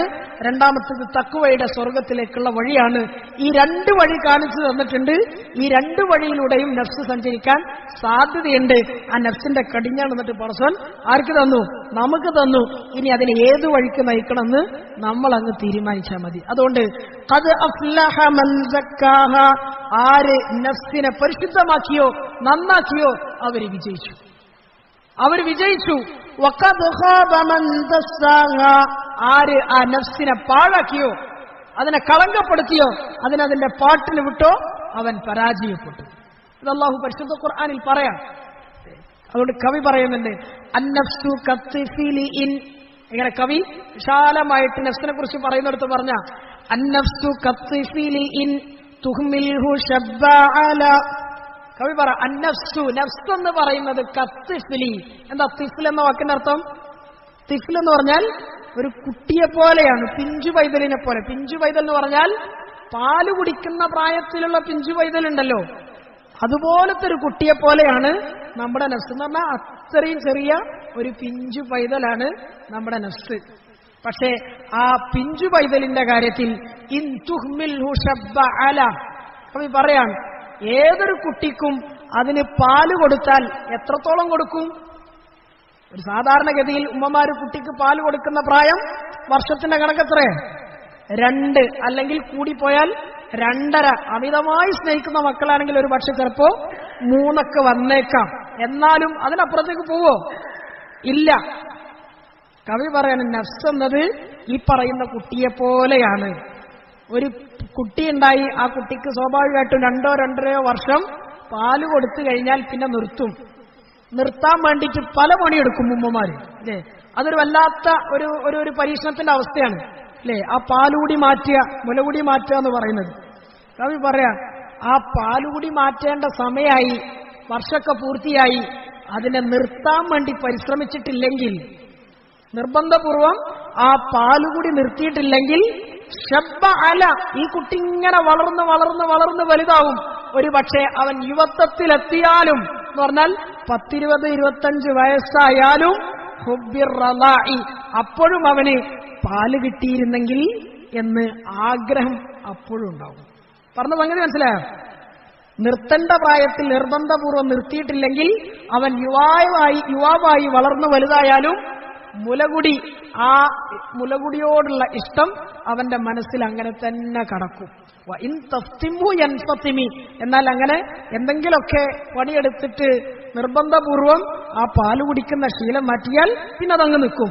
മാറ്റിക്കുട്ടി പിന്നെ ഒരിക്കലും തേല അതിനാഗ്രഹിക്കൂല, പിന്നെ ചോദിക്കൂല. പക്ഷെ നിർത്തിയിട്ടില്ലെങ്കിൽ വളർന്ന് വളർന്ന് വലുതായാലും അവൻ അതിനോടുള്ള ആഗ്രഹം ഉണ്ടാവും. ഇതുപോലെയാണ് നഫ്സ് എന്ന് പറഞ്ഞാൽ, നഫ്സിന് കടിഞ്ഞാണിടേണ്ടയിടത്ത് കടിഞ്ഞാണിട്ട് പിടിച്ചു നിർത്തിയിട്ടില്ലെങ്കിൽ എന്ന് പറഞ്ഞാൽ, ഏതെങ്കിലും തിന്മകൾ, ആഭാസത്തരങ്ങൾ, മോശത്തരങ്ങൾ നമ്മൾ ചെയ്തിങ്ങനെ വരിക, അത് നിർത്തേണ്ട ഒരു ഘട്ടം എത്തി നിർത്തിയിട്ടില്ലെങ്കിൽ, ആ നഫ്സിന്റെ മേൽ കടിഞ്ഞാണിട്ടിട്ടില്ലെങ്കിൽ, ഒരു പക്ഷേ നമ്മൾ വളർന്ന് വളർന്ന് വളർന്ന് വലുതായി പടുവൃദ്ധരായി ഖബറിലേക്ക് കാലെടുത്ത് വെക്കാറായി മരിച്ചു പോകാറായി എങ്കിലും അന്നുണ്ടായിരുന്ന ആ തിന്മയുടെ ശീലം അപ്പോഴും ബാക്കിയുണ്ടാവും, നിർത്താൻ കഴിയില്ല. അതുകൊണ്ട് നഫ്സിന്റെ മേൽ കടിഞ്ഞാണിടണം. നന്നാകണോ കേടാകണോ രണ്ടും തീരുമാനിക്കാനുള്ള സ്വാതന്ത്ര്യം ഈ ഇരിക്കുന്ന നമുക്ക് അല്ലാഹു തന്നിട്ടുണ്ട്. അതുകൊണ്ട് നഫ്സിന്റെ മേൽ നന്നായി നമ്മൾ കടിഞ്ഞാണിടണം, അതിനെ നിയന്ത്രിക്കണം. അപ്പോഴാണ് ശൈത്താന്റെ ശർറിൽ നിന്ന് നമുക്ക് രക്ഷപ്പെടാൻ സാധിക്കുകയുള്ളൂ. റസൂലുള്ളാഹി സ്വല്ലല്ലാഹു അലൈഹി വസല്ലമ തങ്ങൾ പല രീതിയിൽ കൂടി ഹദീസുകളിൽ നമുക്കതിനെ കുറിച്ചിട്ട് മുന്നറിയിപ്പ് തന്നിട്ടുണ്ട്. അൽ മുഹ്ലിക്കാത്തു സലാസ്, തങ്ങൾ പറയാ, മനുഷ്യനെ നശിപ്പിക്കുന്ന കാര്യങ്ങൾ മൂന്നാണ്. എത്രയാണ്? മൂന്നെണ്ണമാണ്. ഒന്നാമത്തത് ശുഹ്ഉൻ മുതാ. ഒന്നാമത്തെ എന്താണ്? ശുഹ്ഉൻ മുതാ, അനുസരിക്കപ്പെടുന്ന പിശുക്ക് എന്ന് പറഞ്ഞാൽ എന്താ? പൈസ ചെലവഴിക്കാൻ മടി. പൈസ ചെലവഴിക്കാൻ മടി വരുന്നത് എപ്പോഴാണ്? നഫ്സ് നമ്മളോട് പറയും, ഇല്ലേ? നഫ്സല്ല പറയാ, എടാ അപ്പൊ കൊടുത്താല് അനക്കന്നെ എമ്പാടും കടണ്ട്, പ്രാരാബ്ദുണ്ട്, എന്റെ കുടുംബത്തിന്റെ കാര്യം നോക്കണ്ടേ, എന്തിനാ അപ്പൊ കൊടുക്കണത്? ആര് പറയും? നഫ്സ് പറയും. ഉടനനുസരിക്കും നമ്മള്. കൊടുക്കോ? പിന്നെ ഇല്ല. അതൊരു മനുഷ്യനെ നശിപ്പിക്കുന്ന ശീലമാണെന്ന് റസൂലുള്ളാഹി സ്വല്ലല്ലാഹു അലൈഹി വസല്ലം. രണ്ടാമത്തതോ വഇഅജാബുൽ മർഇ ബിനഫ്സി, ഒരാള് സ്വന്തത്തെ മെച്ചപ്പെട്ടവനായി ഉഷാറായി കണക്കാക്കുക, അതും ഒരു മനുഷ്യനെ നശിപ്പിക്കും. എന്ന് പറഞ്ഞാൽ, ഞാൻ എന്നെ പറ്റി ഇങ്ങനെ ഇരുന്ന് ആലോചിക്കുക, മാഷാ അല്ലാഹ് കുഴപ്പമില്ല, ഉഷാറാണ്. വേറെ കുറെ ആളുകളെ വെച്ച് നോക്കിയാൽ ഓരെക്കാളൊക്കെ എന്തുകൊണ്ടും മെച്ചം ഈ ഇരിക്കുന്ന ഞാനാണ് എന്ന് നമുക്ക് സ്വയം തോന്നിയാൽ, സ്വയം തോന്നണ കാര്യാട്ടോ, സ്വയം തോന്നി അങ്ങനെ ഒരു പെരുമാറ്റം നമ്മളെ ഭാഗത്തുനിന്നുണ്ടായാൽ അത് മതി നശിപ്പിക്കപ്പെടാൻ, അത് നാശാണ്. മൂന്നാമത് പറഞ്ഞു വഹവ മുത്തബ, അനുസരിക്കപ്പെടുന്ന അല്ലെങ്കിൽ ഇംഗിതപ്പെടുന്ന എന്ന് പറഞ്ഞാൽ നഫ്സിന്റെ ഇച്ഛ. അനുസരിക്കപ്പെടുന്ന ഇച്ഛ എന്ന് പറഞ്ഞാൽ മനസ്സിങ്ങനെ പലതും പറയും, ഇച്ഛിക്കും, ആഗ്രഹിക്കും, അതിനനുസരിച്ച് ജീവിതത്തെ കൊണ്ടുപോവുക. ഈ മൂന്ന് കാര്യങ്ങൾ ഉണ്ടായാൽ ആ മനുഷ്യന്റെ പോക്ക് നാശത്തിലേക്കാണെന്ന് റസൂലുള്ളാഹി സ്വല്ലല്ലാഹു അലൈഹി വസല്ലം വീണ്ടും പറഞ്ഞു, ഇന്നമ അഖ്ശ അലൈക്കും, നിങ്ങളുടെ കാര്യത്തിൽ ഞാൻ ഏറ്റവും കൂടുതൽ ഭയപ്പെടുന്നത് ശഹവാത്തിൽ ഗയ്യി ഫീ ബുതൂനിക്കും വഫുറൂജിക്കും, നിങ്ങളുടെ വയറുമായി ബന്ധപ്പെട്ട, അതുപോലെ നിങ്ങളുടെ ഗുഹ്യസ്ഥാനങ്ങളുമായി ബന്ധപ്പെട്ട, നിങ്ങളെ തിന്മയുടെ വഴിയിലേക്ക് കൊണ്ടെത്തിക്കുന്ന അനാവശ്യമായ നിങ്ങളുടെ വികാരങ്ങളാണ്, അല്ലെങ്കിൽ ചിന്തകളാണ്. ആവശ്യമുള്ളതും ഇല്ലാത്തതുമായ കാര്യങ്ങൾ അല്ലെങ്കിൽ വസ്തുക്കൾ തിന്നാൻ തോന്നുക, വയറു നിറക്കാൻ തോന്നുക, അതുപോലെ ആവശ്യമില്ലാത്തിടത്ത് വികാരങ്ങൾ പൂർത്തീകരിക്കപ്പെടാൻ തോന്നുക, ഇതൊക്കെ മനുഷ്യനെ നശിപ്പിക്കുന്ന കാര്യങ്ങളാണ്.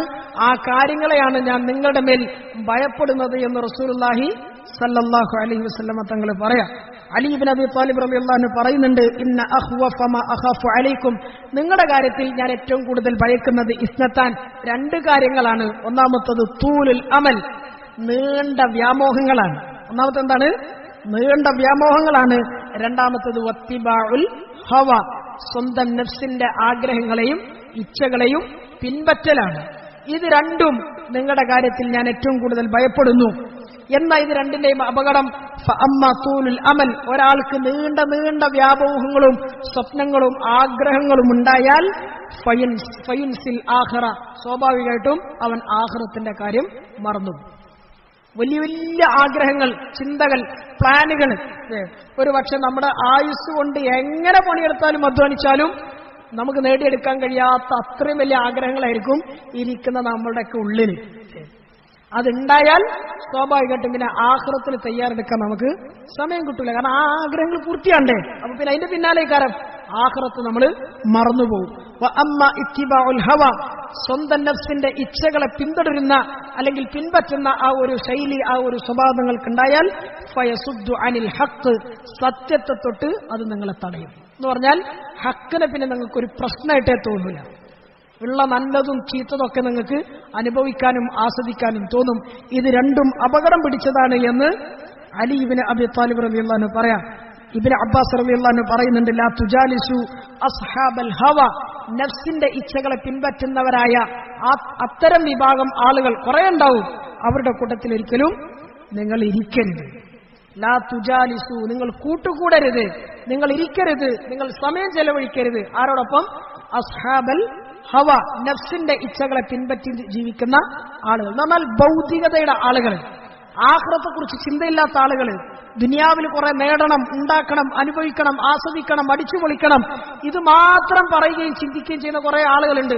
ഒരിക്കലും നേരത്തെ അവരുടെ കൂട്ടത്തിൽ ഇരിക്കരുത്. എന്തുകൊണ്ട്? ഫഇന്നഹും യുമരിദൂന ഖുലൂബക്കും, സ്വാഭാവികമായിട്ടും നിങ്ങൾ അവരുടെ കൂടെ ഇരിക്കുന്ന ആ ഒരു പതിവ് നിങ്ങൾക്കുണ്ടായാൽ അവരിലുള്ള ആ രോഗം വലിയ നിങ്ങളുടെ ഹൃദയത്തിലേക്കും പകരുമെന്ന് ഇബ്നു അബ്ബാസ് റളിയല്ലാഹു അൻഹു പറയാം. നമ്മളുണ്ടല്ലോ പകർച്ചവ്യാധി എന്ന് പറയാം. ശാരീരികമായി എന്തെങ്കിലും അസുഖങ്ങൾ വന്നാൽ ഒരാൾക്ക് ചെങ്കണ്ണുണ്ടായ പിന്നെ ആ ഭാഗത്തേക്ക് പോകില്ല. പോവോ? എന്തുകൊണ്ടാ ഭാഗത്ത്? അവർക്ക് ചെങ്കണ്ണുണ്ട്, അതെനിക്ക് ബാധിക്കും, പേടിയാതിന്. അതുപോലെ അതിനേക്കാൾ ഭീകരമായി നമ്മുടെ ഹൃദയത്തെ പിടികൂടുന്ന ഒരു മാറാവ്യാധിയാണ് ഈ ദുനിയാവിനോടുള്ള സ്നേഹം, നഫ്സിന്റെ ഇച്ഛകൾക്കനുസരിച്ച് ജീവിക്കാനുള്ള ആ ഒരു ദുരാഗ്രഹം. അതുണ്ടാവും എപ്പോ? ആ നിലയിൽ ജീവിക്കുന്ന ആളുകളോടൊപ്പം നമ്മൾ സമയം ചെലവഴിച്ചാൽ. അല്ലാഹു നമ്മളൊക്കെ കാക്കുമാറാകട്ടെ. അതുകൊണ്ട് ശൈത്താനിയത്തിന്റെ ഷർറിൽ നിന്ന് രക്ഷപ്പെടണം. രക്ഷപ്പെടണമെങ്കിൽ എന്ത് ചെയ്യണം? നഫ്സിന്റെ മേല് കടിഞ്ഞാനിടണം. അതുകൊണ്ടാണ് അല്ലദീ യുവസ്വിസു ഫീ സുദൂരിന്നാസ് എന്ന് പറഞ്ഞത് അല്ലെ. സുദൂറിന്നാസിലാണ് ശൈത്താൻ പണിയെടുക്കുക. അപ്പൊ ആ നഫ്സിന്റെ ഉള്ളം നിങ്ങൾ വൃത്തിയാക്കി കഴിഞ്ഞാൽ, ശുദ്ധമാക്കി കഴിഞ്ഞാൽ പിന്നെ ശൈത്താൻ അവിടെ പണിയെടുക്കാൻ കഴിയൂല. അതുകൊണ്ട് അല്ലാഹു നമുക്ക് കാര്യങ്ങൾ മനസ്സിലാക്കി തരുമാറാകട്ടെ. ഏറ്റവും നല്ല നിലയിൽ ഈ സൂറത്തിന്റെ ആശയങ്ങളും അതിന്റെ അർത്ഥങ്ങളും അതിൽ അല്ലാഹു നമ്മളോട് പറഞ്ഞിട്ടുള്ള കാര്യങ്ങളൊക്കെ ശരിയായ നിലയിൽ മനസ്സിലാക്കാനും അത് ജീവിതത്തിൽ പകർത്താനും നമുക്കൊക്കെ തൗഫീഖ് നൽകി അനുഗ്രഹിക്കുമാറാകട്ടെ. മുഴുവൻ ശൈത്താനിയത്തിന്റെ നഫ്സാനിയത്തിന്റെ കെടുതികളിൽ നിന്ന് അല്ലാഹു നമ്മളൊക്കെ കാത്തു രക്ഷിക്കുമാറാകട്ടെ. ഈ 3 സൂറത്ത്, അവസാനം പറഞ്ഞ 3 സൂറത്തുകൾ എല്ലാ ദിവസവും രാവിലെയും വൈകുന്നേരവും നമ്മൾ പതിവാക്കണം. അതുപോലെ എല്ലാ നിസ്കാരങ്ങൾക്ക് ശേഷവും സുബഹിയും മഗ്രിബും അല്ലാത്ത ബാക്കിയുള്ള 3 വക്തുകൾക്ക് ഓരോ പ്രാവശ്യം നിസ്കാരം കഴിഞ്ഞാൽ ഓരോ പ്രാവശ്യം ഓതണം. അത് പ്രത്യേകം സുന്നത്താണ്.